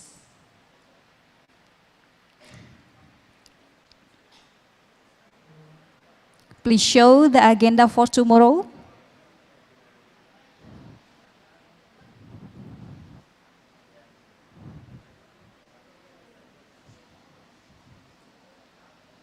Okay, ladies and gentlemen, this is the agenda. Don't miss it. Parallel session on tomorrow. Please be on time and take a note because the conference of the second day will begin in the morning, right? At 9 a.m. And now as our farewell beat, we present to you our last dance performance. The Nusantara Modern Dance is a combination of traditional Indonesian dances as a form of high appreciations for Indonesian culture of arts and crafts, and will be performed by the cadets of Polytechnic Ilmu Pelayaran Makassar. The moral of this dance is to remind all of you and our youngest generations that Indonesian culture is very valuable and very incredible. Ladies and gentlemen, this is the last performance dance, Nusantara Modern Dance. Enjoy the show.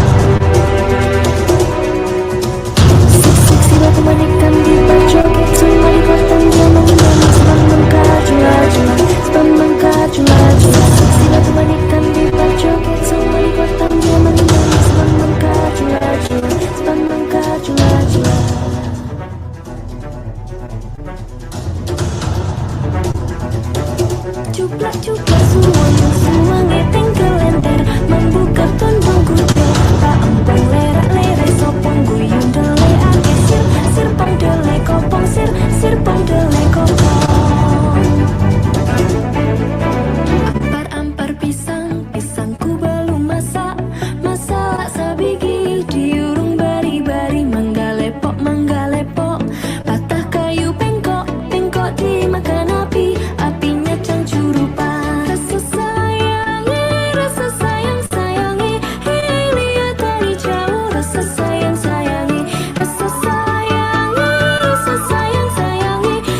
lihat dari jauh rasa sayangi.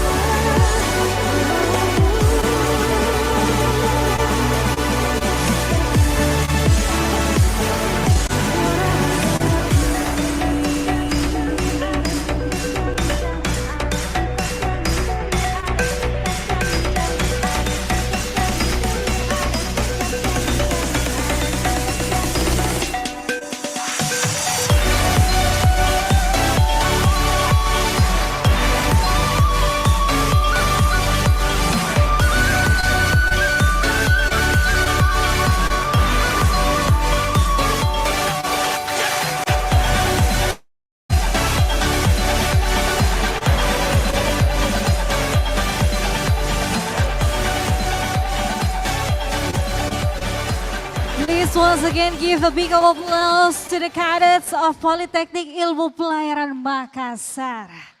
Wow, very incredible and modern dance of Nusantara. Yeah, and now we are coming to the end of this conference. On behalf of the host and committee, I would like to extend once again our deepest appreciation to all of you. Thank you so much for your support and participants. And finally, I'm Tia Rizky, would like to say goodbye. See you on the next International Conference ICMED 2024. Enjoy Makassar, the city of Angin Mamiri. Bye-bye.